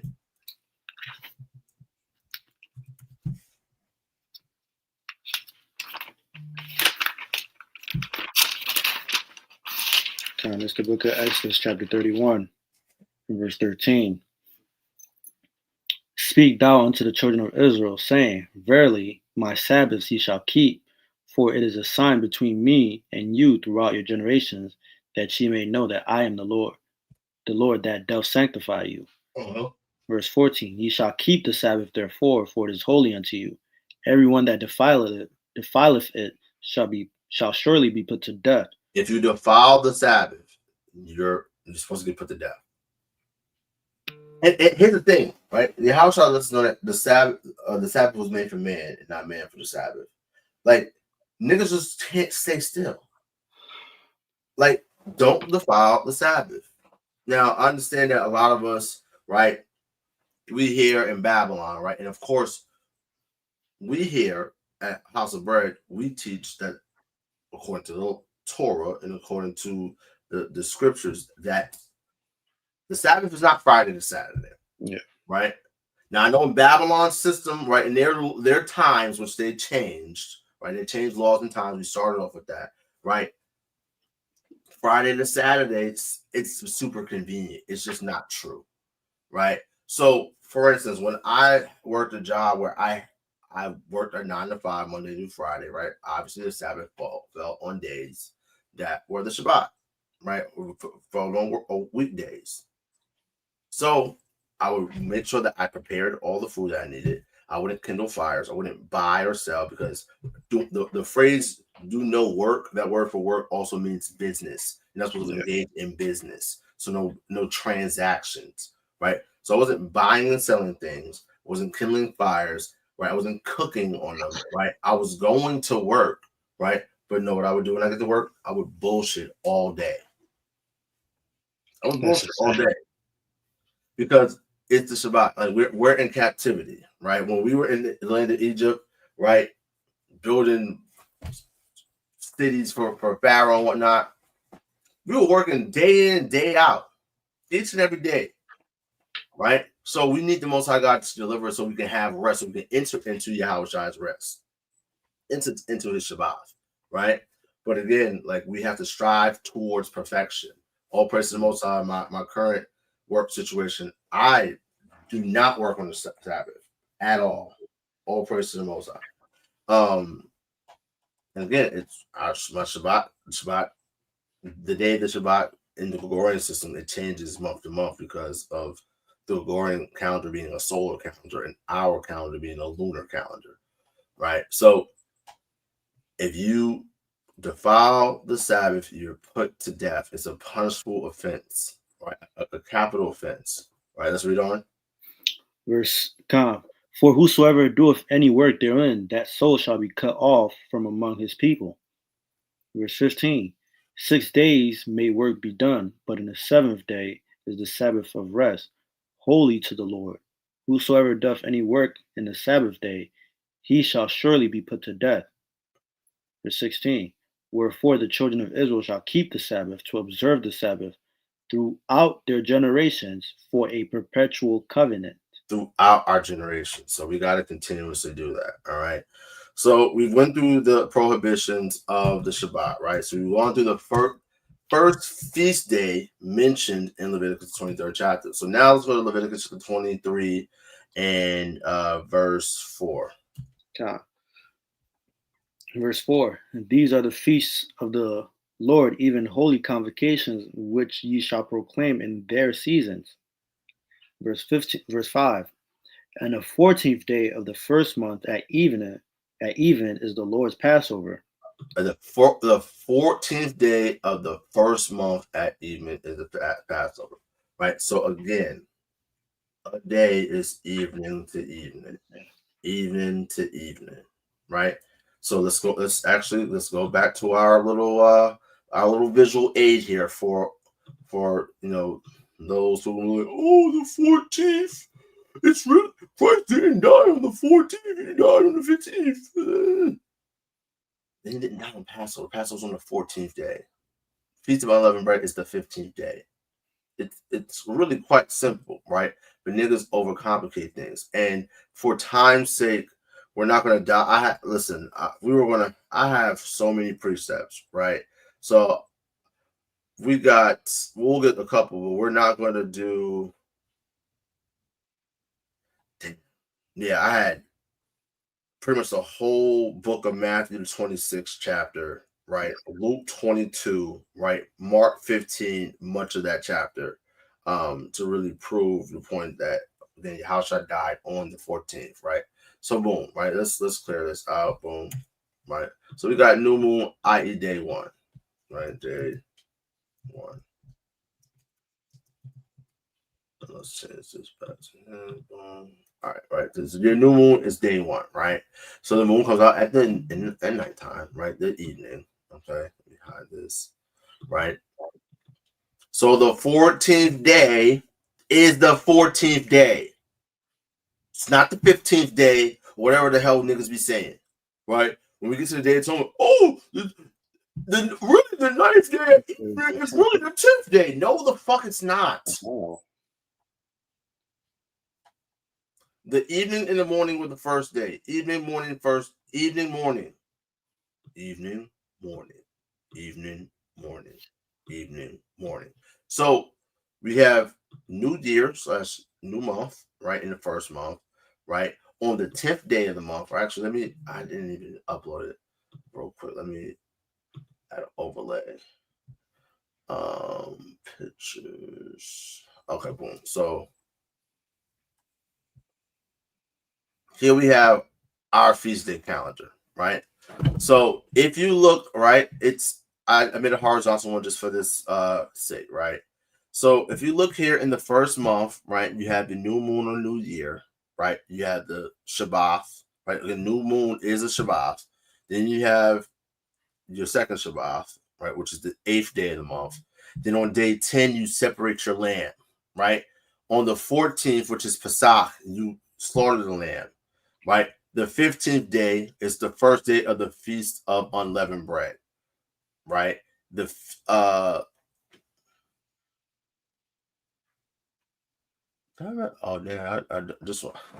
jacked up, right? But anyway, I'll have to pull up a better version, right? So here we are, right, on Passover. It's the 14th day, point blank period. We're not going to just get into it any further, right? It is the 14th day when the sun goes down. Okay, so now, right, read on. Verse 6. And on the 15th day of the same month is the feast of unleavened bread unto the Lord.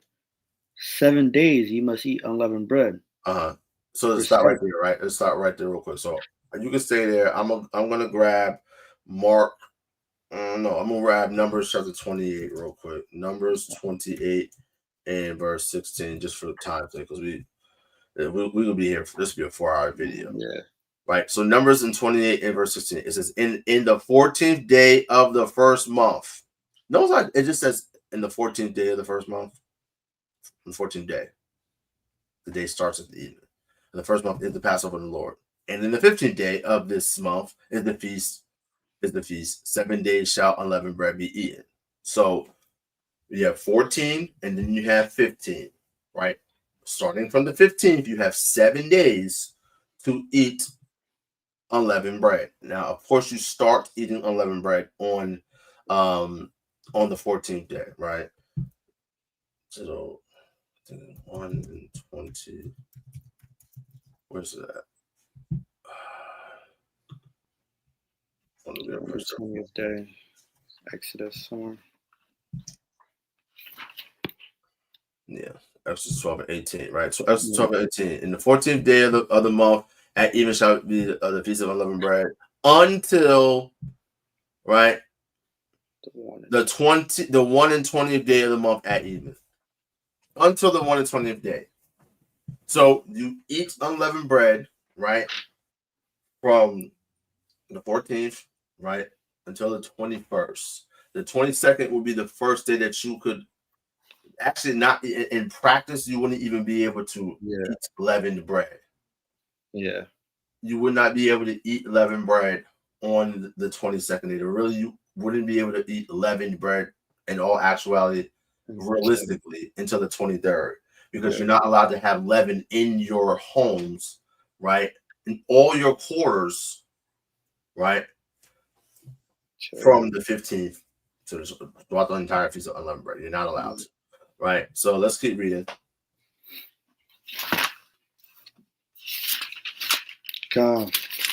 Verse 8. Verse 7. And the first day you shall have an holy convocation. You shall do no servile work therein. Verse 8. But ye shall offer an offering made by fire unto the Lord 7 days, and the 7th day is an holy convocation. Ye shall do no servile work therein. And it says, in the what day? And the 7th day is an holy convocation. Ye shall do no servile work therein. And the 7th day is a holy convocation. You shall do no servile work therein, right? Let's break down what does it mean when it says no servile work. Let's go to Exodus chapter 12 and verse 14. Found this book of Exodus chapter 12 and verse 14. And this day shall be unto you for a memorial, and ye shall keep it a feast to the Lord throughout your generations. Ye shall keep it a feast by fire, an ordinance forever. Verse 15, 7 days shall ye eat unleavened bread, even the first day ye shall put away leaven out of your houses. So you put leaven out of your house on the 15th day, right? The first of the 7-day feast, right, which is the 15th day, you have to put that leaven out of your household. Now, 7, this is count 7, 15, 16, 17, 18, 19, 20, 21, the 1 and 20th day. That's the Feast of Unleavened Bread, right? Listen, niggas used to have the Feast of Unleavened Bread on the calendar till the 22nd. It will be 8 days long. I'm like, Feast of Unleavened Bread is a 7-day feast. And for years, I'm like, what the? But hey, you know, I got my head chewed off for trying to bring it out before. It is what it is, but all praise to the Most High. We on the right path now, right? So keep reading. For whosoever eateth unleavened bread from the first day until the 7th day, that soul shall be cut off from Israel. Verse 16. And in the first day, leavened bread. God, whosoever shall eat leavened bread, Salakia, from the first day until the 7th day, that soul shall be cut off from Israel. Verse 16. And in the first day there shall be a holy convocation. And in the 7th day there shall be a holy convocation to you. So day 15 and day 21 are holy convocations, right? Read on. No manner of work shall be done in them. No manner of work, right? Again, when we look at this word for work, it also means business, right? Mala'aka, right? Which goes back to the word mala'ak, which means a messenger, right? Business. See how it translates as business? So that's why you can't be doing transactions, buying and selling on the Shabbat, right? Read on. No manner of work shall be done therein, done in them, Slakia, save that which every man must eat. That only may be done of you. That only may be done of you, right? That's the on these special holidays, these special feast days, right? We have less restrictions, and the less restrictions is just in terms of cooking and doing, because it's a feast, right? So actually, let me because I realized that I copied the wrong thing when I created that horizontal drawing. Give me a second. Let me pull up something real quick, right? Let me pull up the calendar, right? Okay. So let's remove this, right? And just put things into perspective, right? So everyone can understand, right? The calendar is very simple. And I did it this way so it'd be very easy, very, very easy to understand. Okay. So check this out, right?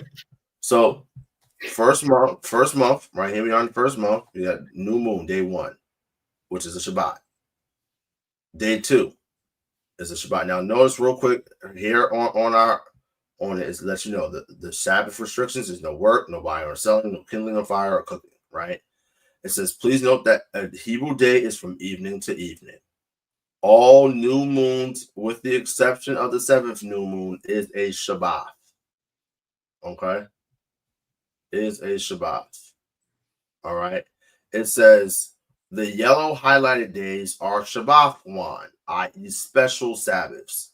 All Shabbat restrictions apply to these special Sabbaths, with the exception of cooking / kindling of fire.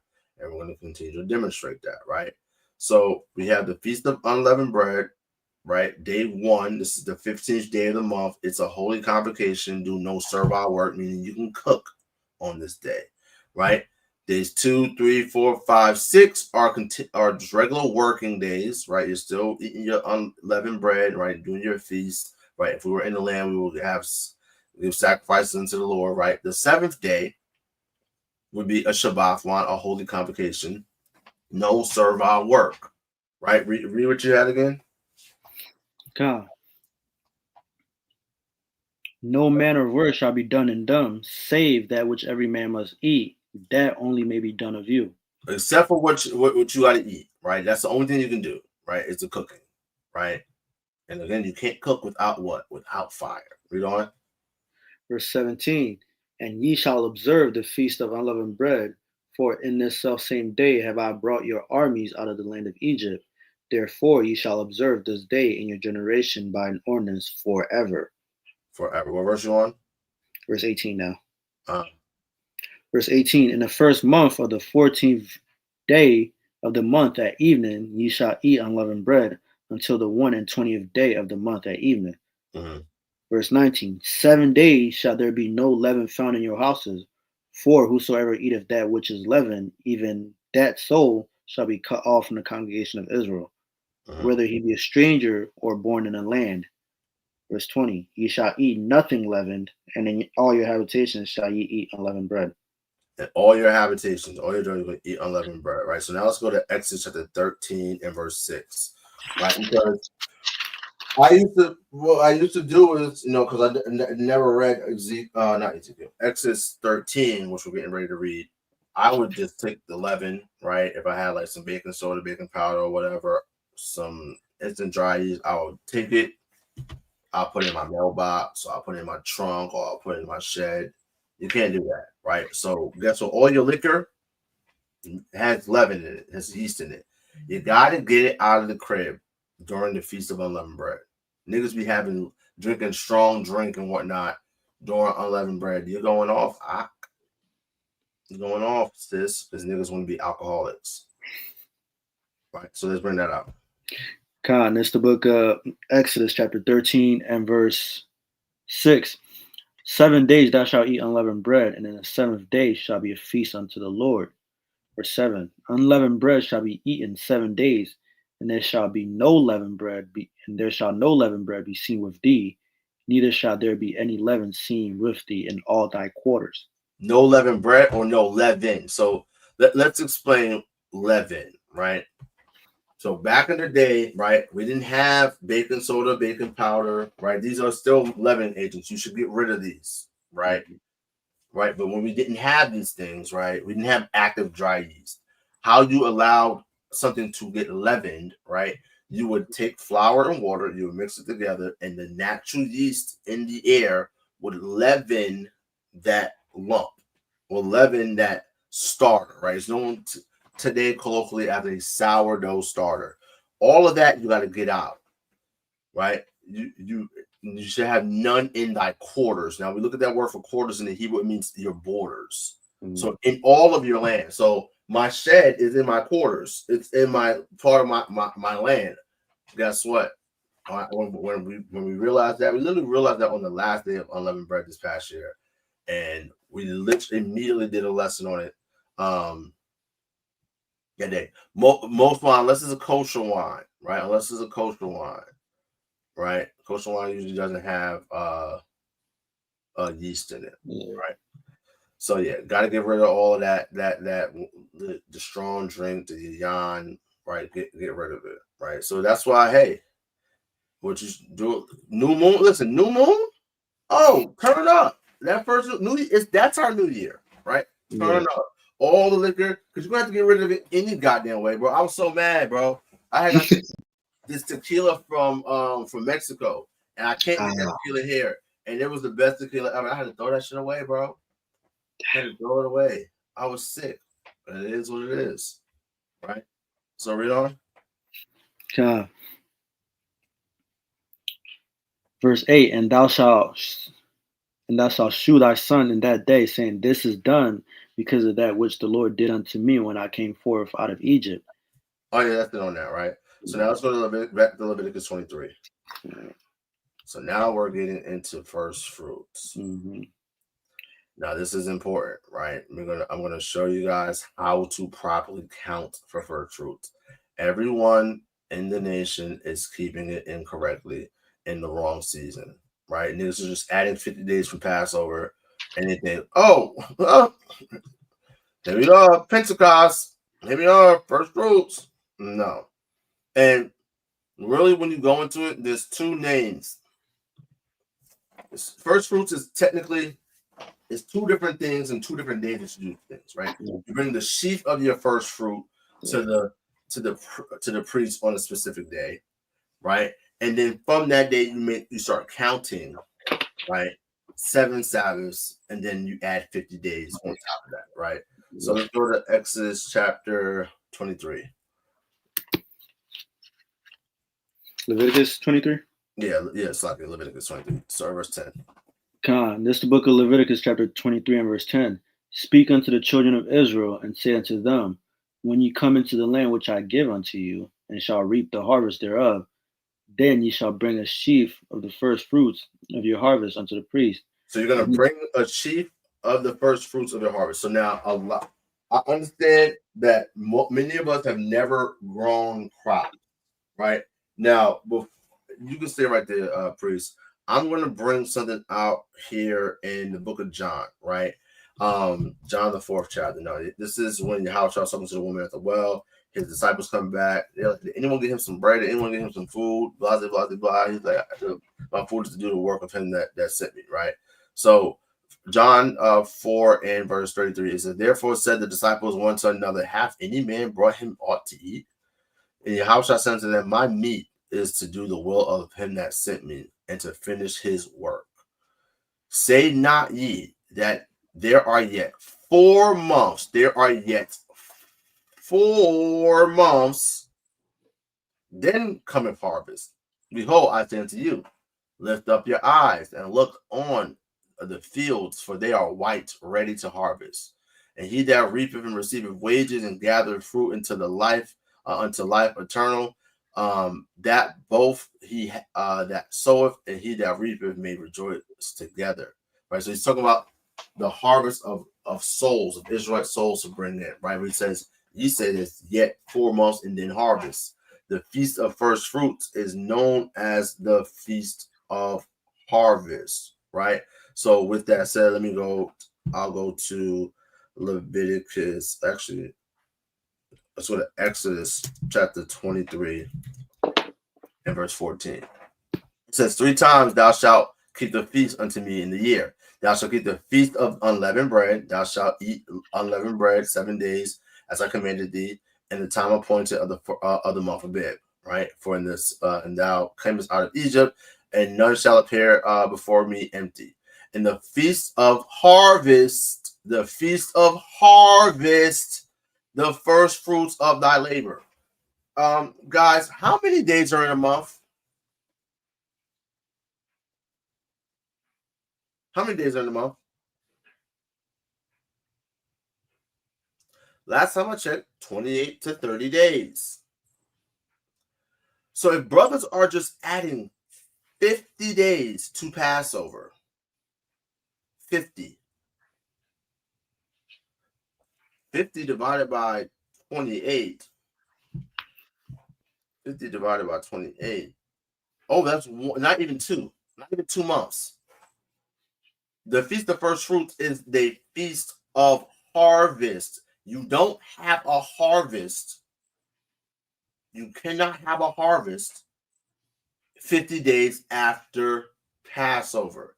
But what we're going to do is demonstrate and break down here in Leviticus 23 how you're supposed to properly keep the Feast of First Fruits. Now, the Feast of First Fruits is called First Fruits. I'll show you real quick, right?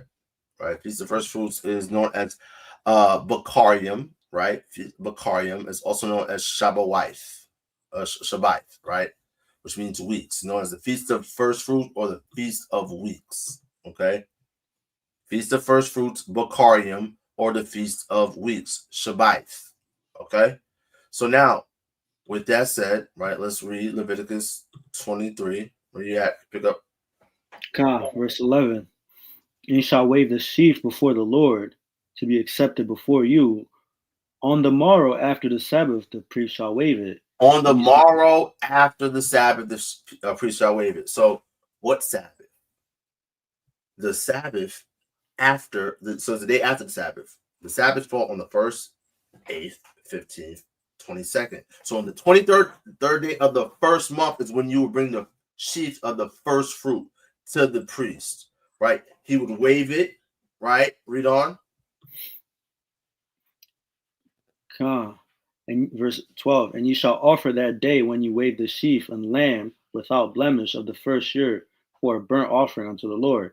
And the meat offering thereof shall be 2/10 deals of fine flour mingled with oil, an offering made by fire unto the Lord for a sweet savor. And the drink offering thereof shall be of wine, the 4th part of an hin. Verse 14, and ye shall eat neither bread nor parched corn nor green ears until the self same day that ye have brought an offering unto your God. It shall be a statute forever throughout your dwellings, throughout your generations, in all your dwellings. So again, see how it says, and ye shall neither eat bread nor parched corn nor green ears. What are the green ears? A bib is known as a bib because of the green ears. So this is a time when we're starting to get first fruits, for things that you could reap early, right? But you still have green ears, immature wheat plants and barley plants, right? That you have to bring the first fruits, that sheaf of the first fruits to the priest. He waves it, you make the offering, right? And in that you shall eat neither bread, right? So bread, right? You can't eat bread on the 22nd because it's a Shabbat. You won't be able to cook bread, right? And you won't be able to eat it on the 20 until after the 23rd when you bring the sheaf. It says, and ye shall eat neither bread nor parched corn nor green earth until the self same day when ye have brought that offering. So that's on the 23rd day. So you're not able to eat bread until at least the 23rd day of the first month after Feast of Unleavened Bread.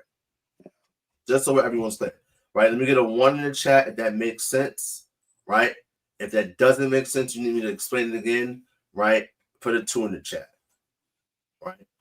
I hope that's very, very clear.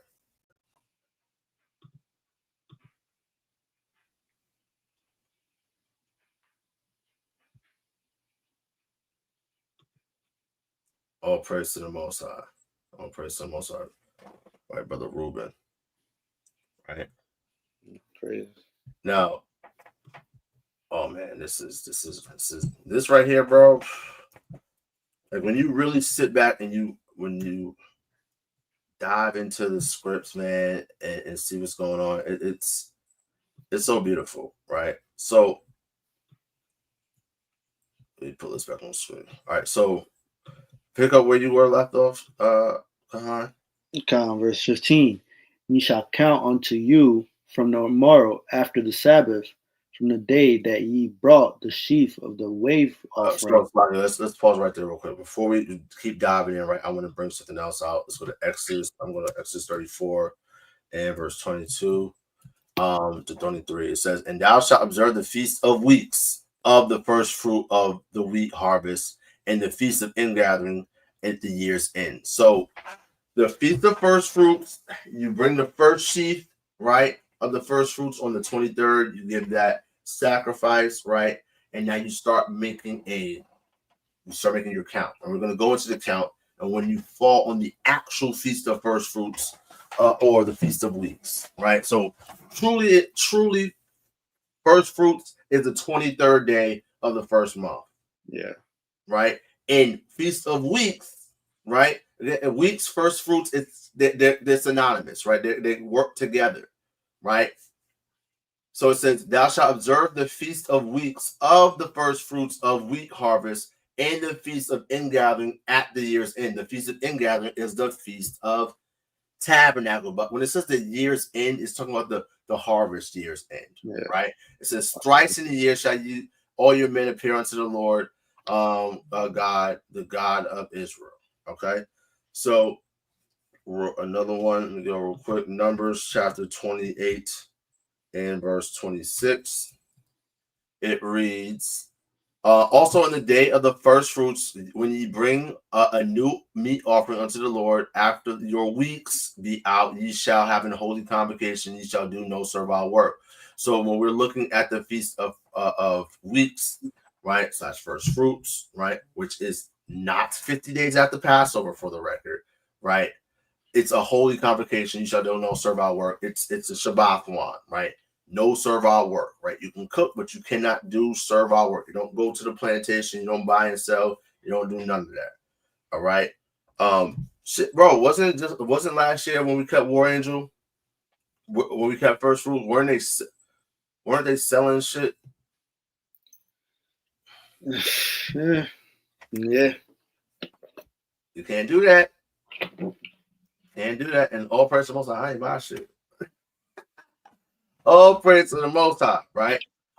So let's where was I?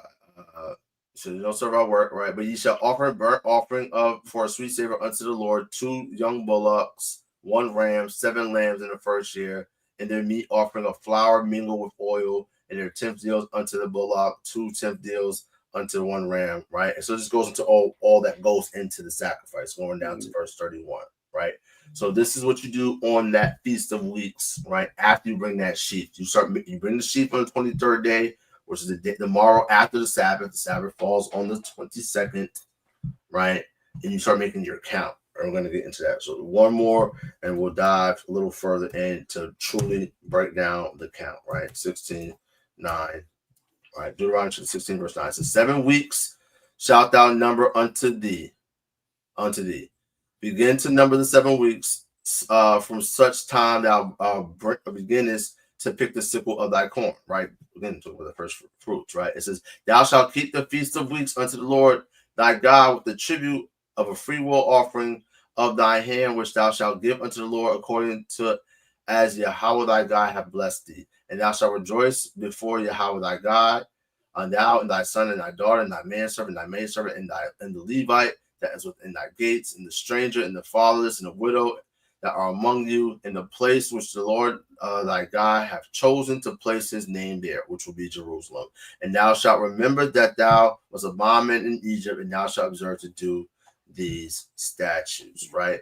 Thou shalt observe the Feast of Tabernacles 7 days, when thou hast gathered thy corn and thy wine, right? So your wine is getting gathered towards the end of the year, primarily, right? It says, thou shalt rejoice in thy feast, thou and thy son, right? It goes on, right? So that's it on that, right? Verse 16, just to round it up, it says, 3 times in a year shalt thou all thy males appear before YAHAWAH thy God in the place where he shall choose, in the feast of unleavened bread, in the Feast of Weeks. So again, Feast of Weeks and Feast of First Fruits, synonymous. They run together. Same way that unleavened bread and Passover, right, are synonymous, right? It says in the Feast of Tabernacles, which is also known as the Feast of Ingathering. Yeah. So Feast of Harvest / Feast of Weeks / First Fruits. That's one thing. You have the Feast of Tabernacles / Feast of Ingathering. That's another thing. And of course, you have the Feast of Unleavened Bread. It says, and they shall not appear before YAHAWAH empty. Okay. So now let's go back to Leviticus chapter 23 and pick up. Okay. Verse 16. Even unto the morrow after the 7th Sabbath shall ye number 50 days. Shall you read from verse 15. Come, verse 15. And ye shall count unto you from the morrow after the Sabbath. From the day after the Sabbath, right? Read on. From the day that ye brought the sheaf unto the offering, 7 Sabbaths shall be complete. So starting from the day that you bring that sheaf offering, which will be the 23rd day of the first month, right? From there, you're going to count 7 Sabbaths. So where are the 7 Sabbaths? You're going to figure out the 7 Sabbaths, right? And it says even unto the morrow after the 7th Sabbath. So the day after that Sabbath, you're going to count 50 days. So it's 7 Sabbaths plus 50 days. It's not 50 days after Passover. Let's read that again, very slow, from 15 through 16. Verse 15, and ye shall count unto you from the morrow after the Sabbath. From the day after the Sabbath. From the day that ye brought the sheaf of the wave offering. 7 Sabbaths shall be complete. 7 Sabbaths shall be complete. Read on. Verse 16, even unto the morrow after the 7th Sabbath. Even unto the day after the 7th Sabbath. The day after the 7th Sabbath. Read on. Shall ye number 50 days. Shall ye number 50 days after 7 Sabbaths. 7 Sabbaths is roughly what? 49 days, roughly. Mm-hmm.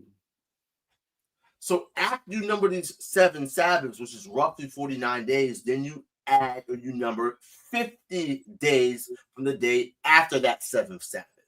Read on.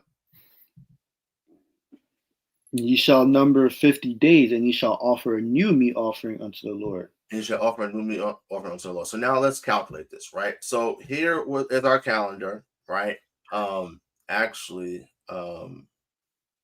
Settings and sharing.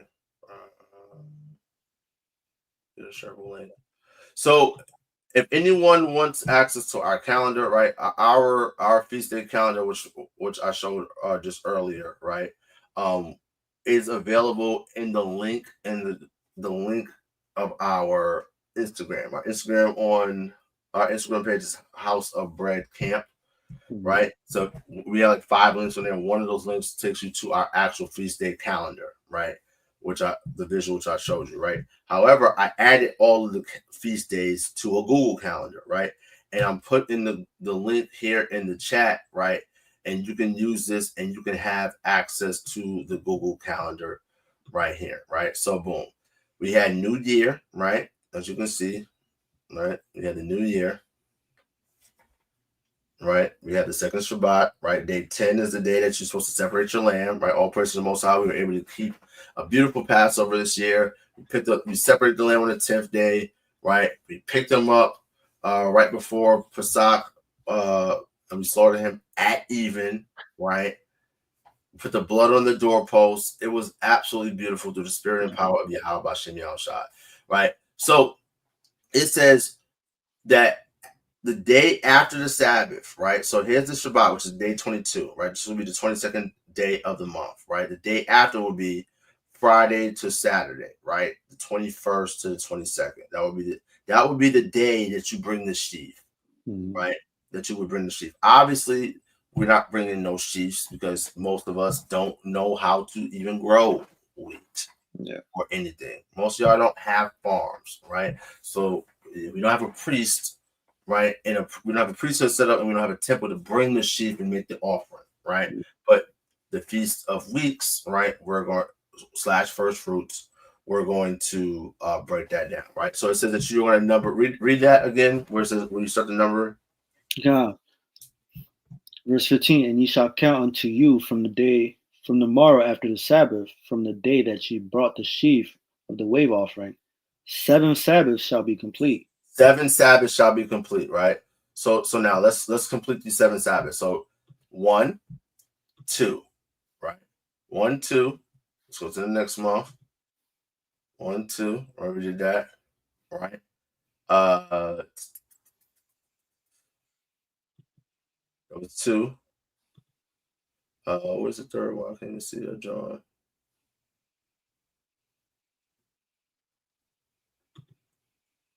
Three, right? This will be the third Sabbath, right? This will be the third one right here. 3, 4. Here's 5. Here's 6, right? 6. So let's go. This is 6 right here.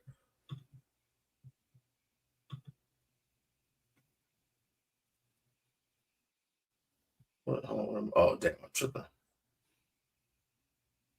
Let me recount. I lost count. Actually, let me zoom back out. There we go. All right, boom. So tomorrow after the Sabbath, right? New moon 1, boom, boom, boom, boom. All right, boom. So the number after the Sabbath, day after the Sabbath is this day from 21 to 22. So 7 Sabbaths. 1, 2, 3, 4. This is the 4th, right? Here's 5, which is new moon 5. Here's 6. What's that? April 3rd, 6.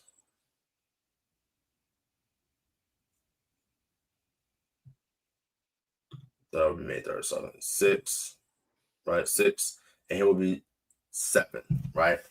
So then read on. So this is our 7th Sabbath right here, right? God, even unto the morrow after the 7th Sabbath shall you number 50 days. Mm-hmm. And you shall offer a new meat offering. Read that again. Even unto the morrow after the 7th Sabbath shall you number 50 days. Okay, so 1, 2, 3, 4, 5, 6, 7, 8, 9, 10, 11, 12, 13, 14, 15, 16, 17, 18, 19, 20, 21. So 21 is May 31st, 21, 22, 22, 23, 24, 25, 26, 27, 28, 29, 30, 31, 32, 33, 34, 35, 36, 37, 38, 39, 40, 41, 42, 43, 44, 45, 46, 47, 48, 49, 50, right? Feast of First Fruits. Feast of First Fruits, right? Let's do the count again, right? Let's go back to March, right? So we got the day after the Shabbat, right? We're going to number 7 Sabbaths. Sabbath 1, Sabbath 2, Sabbath 3, Sabbath 4, Sabbath 5, Sabbath 6, Sabbath 7, right?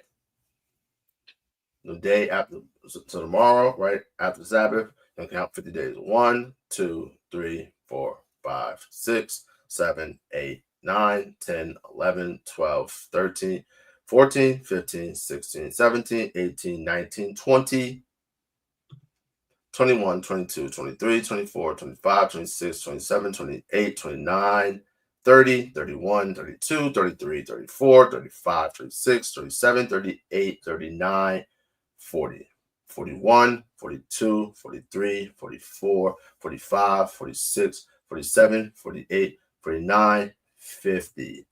Feast of First Fruits. Very, very simple and easy, but brothers don't read. Brothers do not read.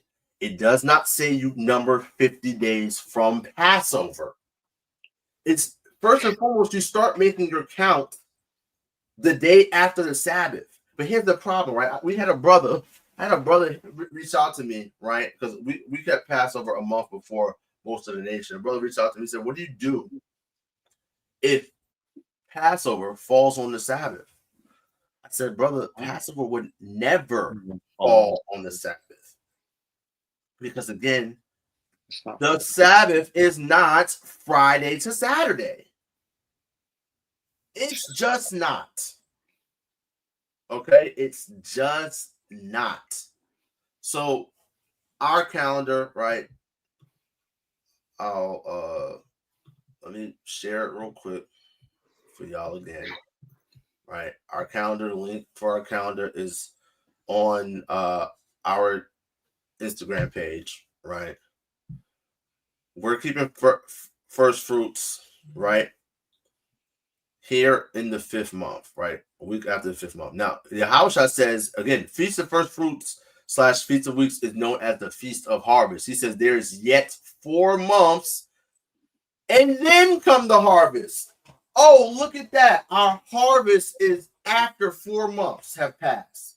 Our brothers are just keeping the Feast of First Fruits. Impossible. Freaking possible. It's impossible for you to have a Feast of First Fruits, which is also known as the Feast of Weeks, when y'all just kept it. There's no way. Right? Let me get a 1 in the chat if you guys are trekking along with us. Right? 2 in the chat if you guys are a little confused. Right? Sister Alicia, all praise to the Most High, sister. That's our goal, is to edify our people. Right? Again, 1 in the chat if everything's making sense. If it's 2 in the chat if you're not, you're not following along. You need us to repeat something. Very, very simple, right? So now, right? looking at our calendar, right? First fruits is June 30th. Now, Lord willing, depending if this Christian tucks tail or not, Lord willing, on Sunday we should be bringing out something very, very interesting and very, very crucial here in these last days.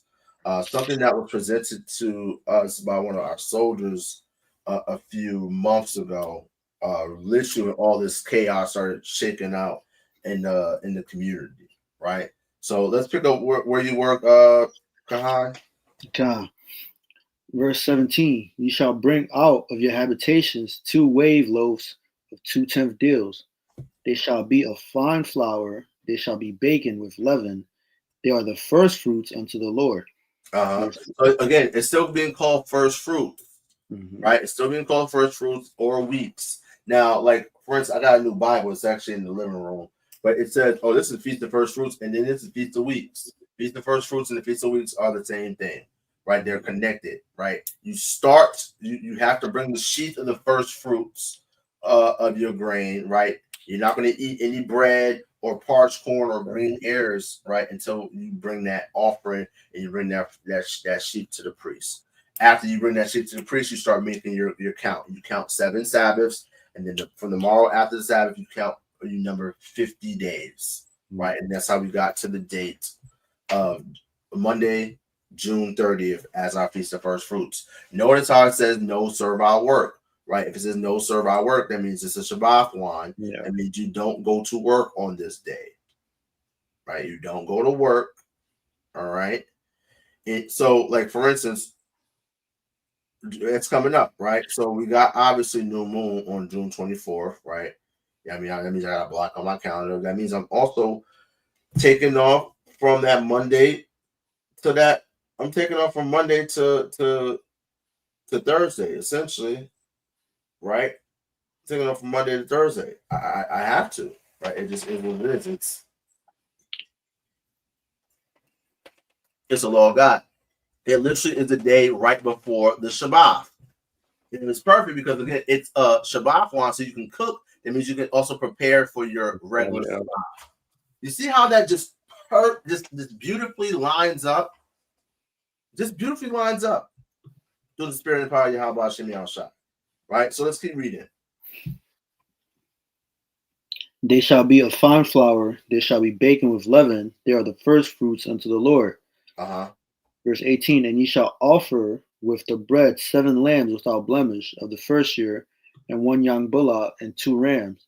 They shall be for a burnt offering unto the Lord with their meat offering and their drink offerings, even an offering made by fire of sweet savor unto the Lord.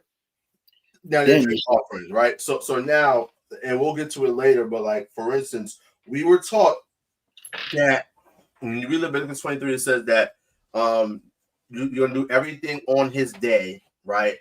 And it says accept their vows, right? Let me just get it real quick, right? It says these are the feasts of the Lord, right? Verse 37 says, these are the feasts of the Lord, which you shall proclaim to be holy convocations, to offer an offering made by fire unto the Lord, a burnt offering and a meat offering, a sacrifice and a drink offering, everything upon his day. Everything upon his day. Again, there's burnt offerings on one day, there's meat offerings on one day, you know what I mean? The drink offerings, right? Now, when I'm going to look up drink offering, right? Outside of this, it says, besides the Sabbath of the Lord, and besides your gifts, and besides all your vows, and besides all your freewill offerings, which ye shall give unto the Lord, right? So, Nazarites, that's a vow, right? So, let's look up drink offering. Right? So, where are we at? So, drink offerings are on what? Feast of First Fruits, when you bring that sheaf. Right, you should bring the sheaf before the priest, right? Make an offering, sweet savor, and a drink offering. So the Nazarite has to do a drink offering, right? It wouldn't be obviously of grape, it would be honey wine because you can't eat of the vine. And then boom, right? Here we are, verse 18, right? Which is the Feast of Weeks, right? The second part of it, right? You have a drink offering. Those are the only feast days that Nazarites can drink wine. They cannot drink wine on regular on new moons. right? And obviously also the Passover, because Yahawashi says, do this in remembrance of me, right? So Passover and first fruits are the only holy days that Nazarites can drink. Drink wine, all right? That's it, right? That's the only time. It's not every feast day. And because niggas were teaching that as of late from our former organization, that is incorrect, right? Let's keep reading. Verse 19. Then ye shall sacrifice one kid of the goats for a sin offering, and 2 lambs of the first year for a sacrifice of peace offering. And the priest shall wave them with the bread of the first fruits for a wave offering before the Lord, with the 2 lambs, and it shall be holy to the Lord for the priest. So again, it's 2. So you have 2 wave offerings. You have the wave offering on that day after the morrow of the Sabbath, right? And then you have this wave offering on the actual Feast of Weeks when you're bringing these sacrifices. You're bringing now 2 loaves of leavened bread, right? This is the wave offering, right? Before then, you're not allowed to eat bread until that day, right? So you're not eating. So you're eating unleavened bread from day 15, right? Day 21, day 22 will be your Shabbat. So you're not going to be able to cook bread anyway, because it says that you're not able to eat bread, right? Parched corn, green ears until you bring this sheaf offering unto the Lord, right? So you're not going to be able to lawfully eat bread until the 23rd day of the first month, of the first Hebrew month. Okay, so let's keep reading. Verse 21. And ye shall proclaim on the self same day that it may be an holy convocation unto you. Ye shall do no servile work therein. No servile work. It shall be a statute forever in all your dwellings throughout your generations. Verse 22. And when ye reap the harvest in your land, Slakia, thou shalt not make a clean renderance of the corners of thy field when thou reapest, neither shalt thou gather any gleaming of thy harvest. Thou shalt leave them unto the poor and to the stranger. I am the Lord your God.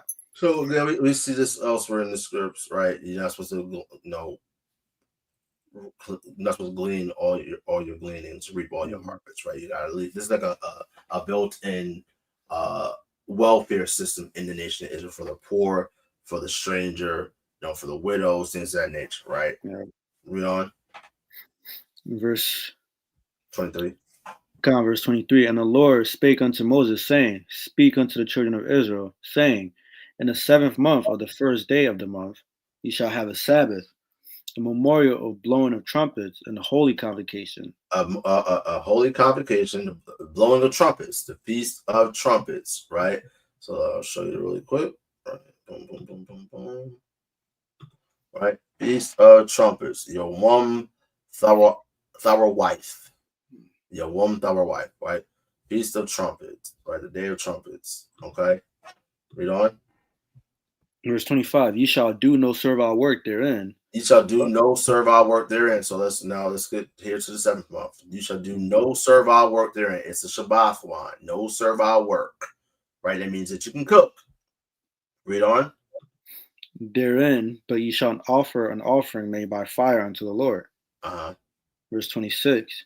And the Lord spake unto Moses, saying, Also in the 10th day of this 7th month. Also in the 10th day. I think we got to go back to our handy dandy visual aid here for all the simpletons that's going to come and watch and chop bad shit from, right? So let's imagine it. So boom, we have trumpets, right? It says in the 10th day, right? This would be the Day of Atonement. Read on. Also in the 10th day of this 7th month, there shall be a day of atonement. It shall be an holy convocation unto you, and ye shall afflict your souls, and an offering made by fire unto the Lord. So afflicting your soul means that you're fasting. You're not eating anything. Now imagine how afflicting it is to be burning some beautiful smelling lamb or whatever. I'm actually just going to tell us what has to be burnt, right? You're doing that and you're starving. Right? You're afflicting your soul. That's it. Yep. That's how we would do it in the land, right? So it says on the 10th day, right? Read on. It shall be an holy convocation unto you, and you shall afflict your souls, and an offering made by fire unto the Lord. Verse 28. And you shall do no work in that same day. No work whatsoever. Read on. For it is a day of atonement, to make an atonement for you before the Lord your God. That means that you're not cooking. You, as a regular lay person, you're not cooking. The only one that's making the offering is the priest. The priests are allowed to do it. So the priest got to go through it, right? The priest got to be cooking these beautiful animals, right? That just a sweet savor, not just unto the Lord, but unto us as well, right? And they got to cook that on the Day of Atonement while they're afflicting their souls, right? Read on. To make an atonement for you before the Lord your God. Verse 29.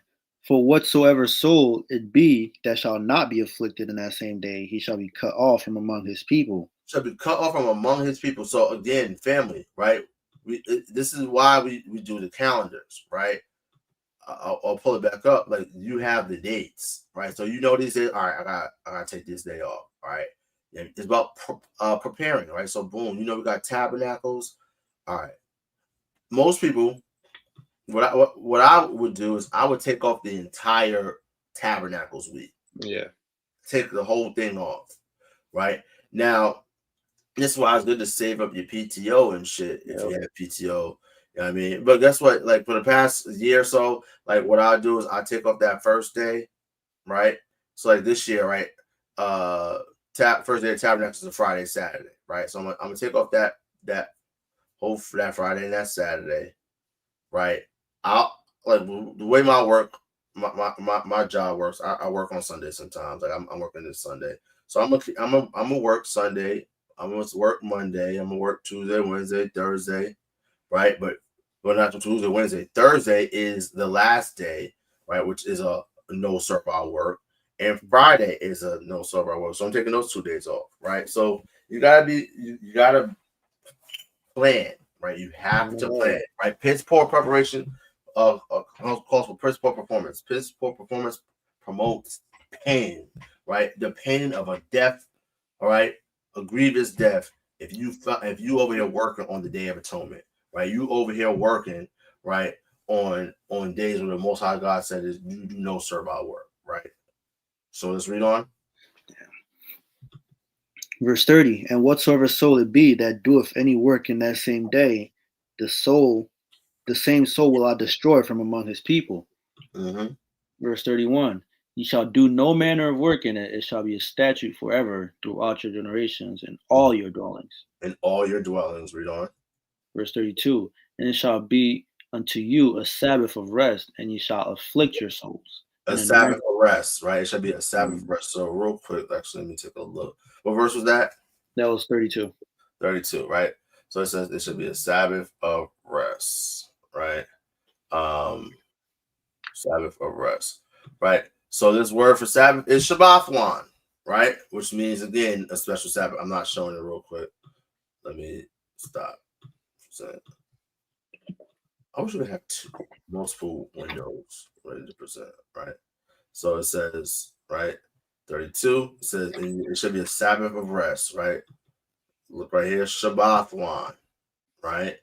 It says a Sabbatism or special holiday rest, Sabbath, right? It's from Shabbat, right? Which is, again, your regular Shabbat, right? So look at this, right? It goes back to the word to cease, right? So let's read on. And then Salakia, and shall be a Sabbath of rest, and ye shall afflict your souls in the 9th day of the month at evening, from even unto evening. So slow down. So say that again. Read it. It shall be in the 9th day of the 10th month at evening. At evening. From evening to evening. Evening to evening.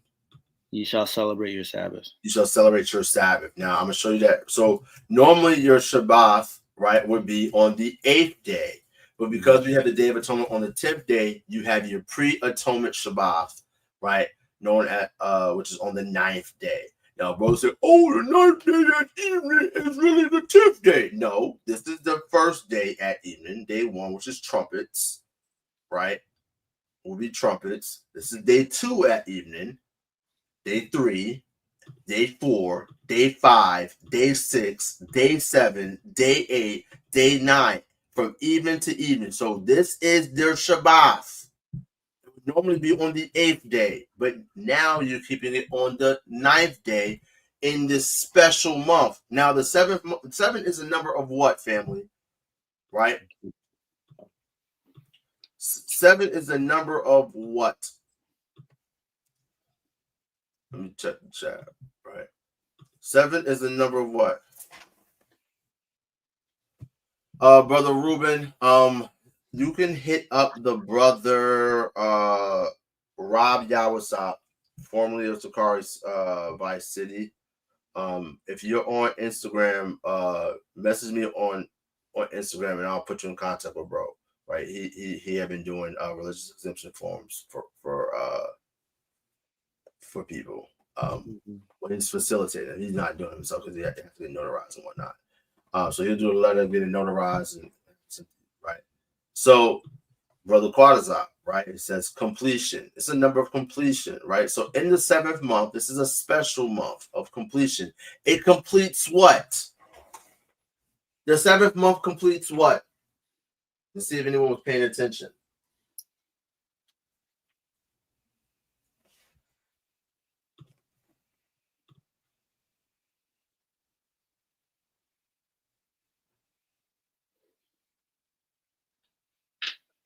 Quadazak, you don't know?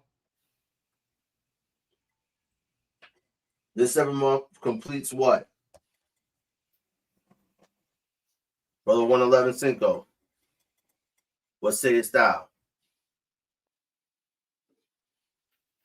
I tell you, it's the agricultural year. It completes the agricultural year. Okay? Yeah. Very simple, right? So in this 7th month, which is the number of completion, right? Number of completion, we have, all right, these special holidays, special high holy days, right? These special situations. So normally then your Shabbos will fall on day 1, all right, day 8, day 15, day 22, right? But as we're going to keep on reading, right? Let's go, right? So where you at to go? Verse So read that verse again about you celebrate your Sabbath. Verse 33. And the Lord spake unto Moses, saying, Speak unto the children of Israel, saying, The 15th day of the 7th month shall be a feast of tabernacles. No. Read verse 32. Verse 32. It shall be unto you a Sabbath of rest, and ye shall afflict your souls in the 9th day of the month at even. From even to even shall you celebrate your Sabbath. So you celebrate your Sabbath, right? So let's look at that phraseology. Shall ye celebrate your Sabbath? Shall ye celebrate thawadath Shabbath come, right? Shall ye celebrate, right? Or you shall cease, right? This word cease, right? It's certainly celebrate or cease, right? It's a verb. It's an action, right? You're going to celebrate your Sabbath, right? Let's go back, right? You're going to celebrate yourself in Tha Shabbat. When you see Tha in front of a verb, right? That Tha character, that means thou, right? Thou, like you're being told to do. Like thou shalt not murder, right? Thou shalt not kill. Was that Exodus 20? Let me show you just as an example. 20, verse 8. Sabbath. Thou shalt not kill, right? So laYAHAWAH. See how it says thawadath? Ratazach is the verb which means to slaughter or slay. laYAHAWAH. No murder. No, you murder. You don't murder. Don't murder. Right? Commit adultery. Right? Tha na'ap. Tha na'ap. The tha means thou. You don't do that. Right? So coming back here to Leviticus chapter 23, it says Tha Shabbat. you shall celebrate, you shall cease, right? And then it says Shabbath come, right? So Shabbath, right? Let's take a look real quick. Obviously, it's Sabbath, right? Shabbath one is a special Sabbath, but we're being told to celebrate or keep our regular Sabbath on the 9th day of the month instead of the 8th day of the month, which is typical, right? So we have Shabbath, which is the noun, right? And then we have the come, which is a pronominal suffix, right? Suffix comes at the end of a word, right? And it's the second person. The second person is you. You is second person, right? I is first person, right? He, she, third person, right? You is the second person. So it's a pronominal suffix, second person, masculine, plural. Celebrate your Sabbath. Your Sabbath, Shabbath Kam, on the 9th day, as we just demonstrated, right? So let's pull it back up on the wrong button. Let's pull up back the calendar, right? Very, very simple, very, very easy to understand. You celebrate your Sabbath on the 9th day instead of the 8th day, right? Because right after that, you have your Day of Atonement, right? Read on. Verse 33. And the Lord spake unto Moses, saying, Speak unto the children of Israel, saying, The 15th day of this 7th month shall be a feast of tabernacles for 7 days unto the Lord. The Feast of Tabernacles for 7 days, right? The way the calendar used to be, right? In Sakari, it would be 8 days. I'm like, this don't make sense, right? But now this understanding of a Shabbat one and what no servile work means. Again, no servile work means that you can cook, right? Yeah. You can cook, you can kindle fire, you can't go to the plantation, can't engage in business, none of that. It's strictly the stuff that is told to you to do on that specific holy day, right? So read it again. Speak unto the children of Israel, saying, The 15th day of this 7th month shall be the Feast of Tabernacles for 7 days unto the Lord. For 7 days. Notice how it says day 1, day 2, day 3, day 4, day 5, day 6, day 7. Those are the 7 days of Feast of Tabernacle or the Feast of Ingathering, right? Again, it's the end of the harvest cycle. Read on. Verse 35. On the first day shall be an holy convocation. Ye shall do no servile work therein. No servile work therein. Read on. Verse 36. 7 days shall ye offer an offering made by fire unto the Lord. So in Jerusalem, right, if we were in the land, right, in Jerusalem, we had our temple or our tabernacle, right, for these 7 days, offering made by fire unto the Lord, offering made by fire unto the Lord, offering. So, and truly, when you look at the Feast of Tabernacles, right, it's known as, they call it Sukkoth, right? Our small hat friends will call it Sukkoth, right, or Sakawath, right? Sakawath, right? You see here on the image, right, this last. Notice how it's wooden booths, right? Because those, like the word for booths, it's called Feast of Booths, Feast of Ingathering, Feast of Tabernacles. It's booths, right? Sakawa. The word for tabernacle or booth is Sakawa, right? But notice how it says sa, it's sa, the samak character, the ka, the wa, and the tha, Sakawa, or as our Jewish friends will say, Sukkoth, right? So it's technically you're supposed to get wood out of the forest and you're supposed to build these. You're supposed to build that. You're supposed to build that what? On that day. So that's the only work that you can do. That in making your sacrifice. All right. Making your offering made by fire unto the Lord. So outside, there's no other servile work going on. Right? Read on. Verse 36. 7 days. Slaki, verse 35. On the first day shall be an holy convocation. You shall do no servile work therein. Verse 36.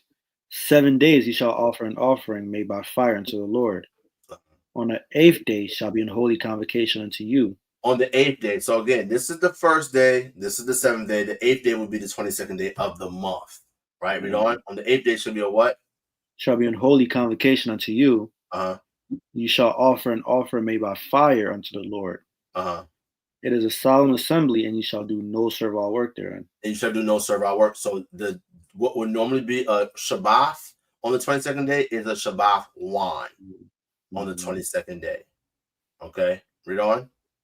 Verse 37. These are the feasts of the Lord, which you shall proclaim to be holy convocation, to offer an offering made by fire unto the Lord, a burnt offering and a meat offering, a sacrifice and a drink offerings, everything upon his day. Everything upon his day. Now, again, notice, right? That's the last feast day. These are the feasts, right? Everything after that, these are not feast days that were required to keep per Torah, like feast of dedication, right? Here's the thing. We would not have to keep a feast of dedication if niggas actually kept the feast of the Lord, if niggas actually kept God's commandments, because we had a feast of dedication because the heathen were able to come into our land, take over, right, and defile our temple. We would have no need for a feast of dedication for Hanukkah if niggas actually kept the law of God. That's right. So there's no other feast days, right? Now, this particular year we have a second Adar, right? Because again, you have to do this in its season. If this second Adar right here, the 13th month, if this was the first month, that means we would be keeping Passover, right, on February 22nd. No way. No way. No way. Right? So that's why we have a 13th month. Yeah, I mean, brothers, I remember brother asked, like, how do you know when to do a 13th month or not? You gotta really play it out with the seasons, right? You gotta really figure it out, because like I'll pull up like my spreadsheet to show how I actually came up, you know what I mean, with the calendar, how I did everything, right, in a bit, right? So then we keep in our first month, right? New moon of the new year will be March 18th of next year, and then, you know, we'll be able from there. I actually already have calendar for the next 2 years mapped out. All praise to the Most High, right? So let's keep reading, Kahan. Verse 38. Besides the Sabbaths of the Lord, and besides your gifts, and beside all your vows, and besides all your free will offerings which ye give unto the Lord. Verse 39. Also in the 15th day of the 7th month, when you have gathered in the fruit of the land, you shall keep a feast unto the Lord 7 days. On the first day shall be a Sabbath, and on the 8th day shall be a Sabbath. Verse 40. Ye shall take to you on the first day the boughs of goodly trees. The boughs or branches of good trees, read on. Branches of palm trees, and a bough of thick trees, and willows of the brook. And ye shall rejoice before the Lord your God 7 days. And ye shall keep it a feast unto the Lord 7 days in the year. It shall be a statute forever in your generations, and ye shall celebrate it in the 7th month. Verse 42, ye shall dwell in booths 7 days. All that are Israelites born shall dwell in booths. All that are Israelites born shall dwell in booths, right? Now, then when we go to keep the feast, right, where we're keeping the feast, we're not allowed to go in there chopping down trees, right? We're not allowed to. So here we are. Of course, we're doing it to, you know, the best of our ability, right? Everyone who's keeping the Feast of Tabernacles, you're doing it to the best of your ability, because that's what we don't got a priesthood or a tabernacle where we're bringing the actual sacrifices. We're not in Jerusalem. We're in the land of our captivities, right? Brothers using tents, right? Read on. Verse 43, that your generations may know that I made the children of Israel to dwell in booths when I brought them out of the land of Egypt. I am the Lord your God. Verse 44, and Moses declared unto the children of Israel the feasts of the Lord. There you go. There you have it. That's how to break down, how to understand Leviticus, the 23rd chapter. It's really not that hard. Niggas, the problem is brothers and sisters believe that the Shabbat is Friday to Saturday, fixed and forever. And it's just not the case. I'm sorry to burst your bubble. It just really is not. Right? And there's a brother who I've had some run-ins with. Had a run-in with him prior to all the other shenanigans that happened. You know, the John 1 situation, the Peggy Sue situation. I'm gonna be right back. God, right? The brother thinks he has these points and that, you know, there's no answers. And he's like, oh, what about first fruits? Like, here it is. We just laid it out beautifully through the spirit and power of Yahawashi, how to calculate the feast of first fruits, right? So again, family, the calendar is available. The link for this calendar is in the link of our Instagram, House of Bread Camp, right? You can download this as a PDF, right? If I also put a link, right, a sharing link. You guys can subscribe to the Google version of the calendar. You know, it has, you know, notifications, things of that nature. Actually, let me get the shareable link real quick. All right.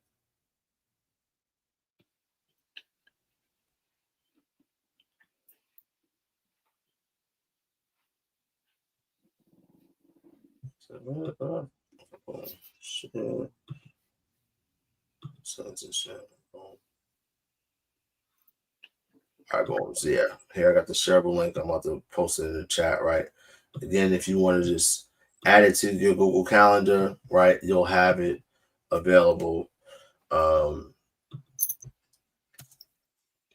in the right on your phone, right? All person on side. Listen, that would be dope. Like if we had our own land, you know what I mean? We had our own land, we could go and get the trees and build our own little booths and whatnot. It won't be that hard, you know what I mean? It really wouldn't be that hard. Like get you some nails, right? Or some screws or whatever. Right. Build you a little booth. You know what I mean? Just imagine how much work that would take, right? You would have to, that's what we would have to do. Yeah. Right. So all praise to the Most High, family. Yeah, that's pretty much it, right? So with that, actually, real quick. Yes, we did that.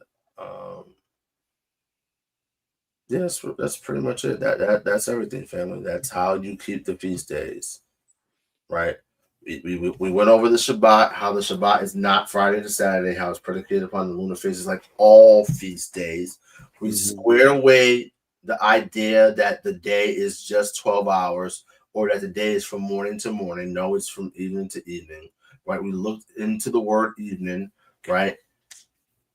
It's very, very clear, right? The sun is to rule the day and the moon is to rule the evening/night, right? Very, very simple. So again, we got new moon, which is day 1. That is a Shabbat, right? Which is juxtaposed with the Shabbat from the 6 working days. We went over that, right? We went over the feast of Passover, right? We didn't read all of Exodus 12, which tells you exactly what you got to do. So on Passover, you eat a lamb, a whole lamb, right? A whole lamb for your family, roasted with fire, right?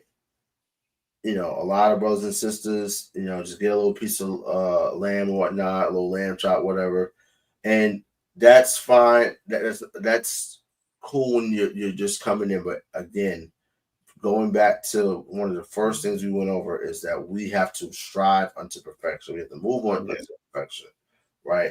All praise to the Most High for the past, this is my 7th Passover for the past 6 years, right? I had been tasked with cooking the lamb for brothers and sisters in Sakari.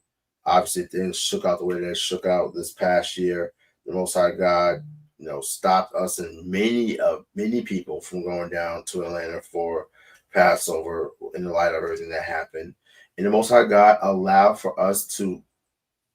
We literally separated a male lamb of the first year, right? A whole lamb without blemish on the 10th day, right? On the 10th day, separated him on the 10th day, right? We slaughtered him at evening on the 14th day. We put the blood on the doorpost, right? Literally the only thing that we did not have was hyssop, Oh, speaking of, did that hit something ever come in? It's growing in the backyard. Oh, you got it in your backyard growing? Okay, all praise. I thought you were going to have me growing in my backyard. All praises. So next year, Lord willing, we're not here next year. Yeah. Hopefully, the way things is looking. Hopefully, the past Passover was our last Passover here in Babylon, right? Lord willing, right? But yeah, the only thing we didn't have was the hitzah, right? But we got an alternative plant. We put the blood on the doorposts.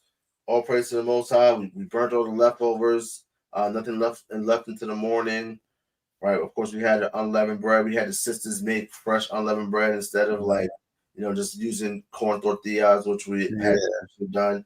It was just beautiful to the spirit and power of Yahawashi. You know what I mean? So we have to move on to perfection, right? We gotta. Listen, and here's the thing, that lamb only cost us $400? $400. That was, I'm like, what? 400? I'm thinking this joint will be way more bread. Like 800 at least, but nah. And just to add on to that too, like the whole Passover process, like it's vital because we need to be knowing how to like skin the lamb and doing stuff like that anyway for survival. Yeah. So when you go out and you start perfecting it to, let me get the lamb, let me separate it. This is life skills that you're building. So start perfecting these laws, like actually keeping them how they're supposed to be kept to the best of your ability. Facts. Yeah. Listen. Have you ever skinned any animal before? That was my first time. I was watching YouTube videos. Yeah. Listen, I was watching YouTube videos, and like our situation, like we didn't have a way to hang him. Like if I would have been able to hang him, right, from something, it would have been way easier to really skin him. Like if we're here next year, right? Yeah. Oh well, we're not, right? Oh, it's gonna be way easier. Oh, and here's the thing. Here's the cool thing about it, right? We skinned that lamb, right? We roasted it and we got everything ready to rock and roll. And we ate the lamb by like almost right before midnight. Yeah, 11:30ish. Yeah, 11:30ish.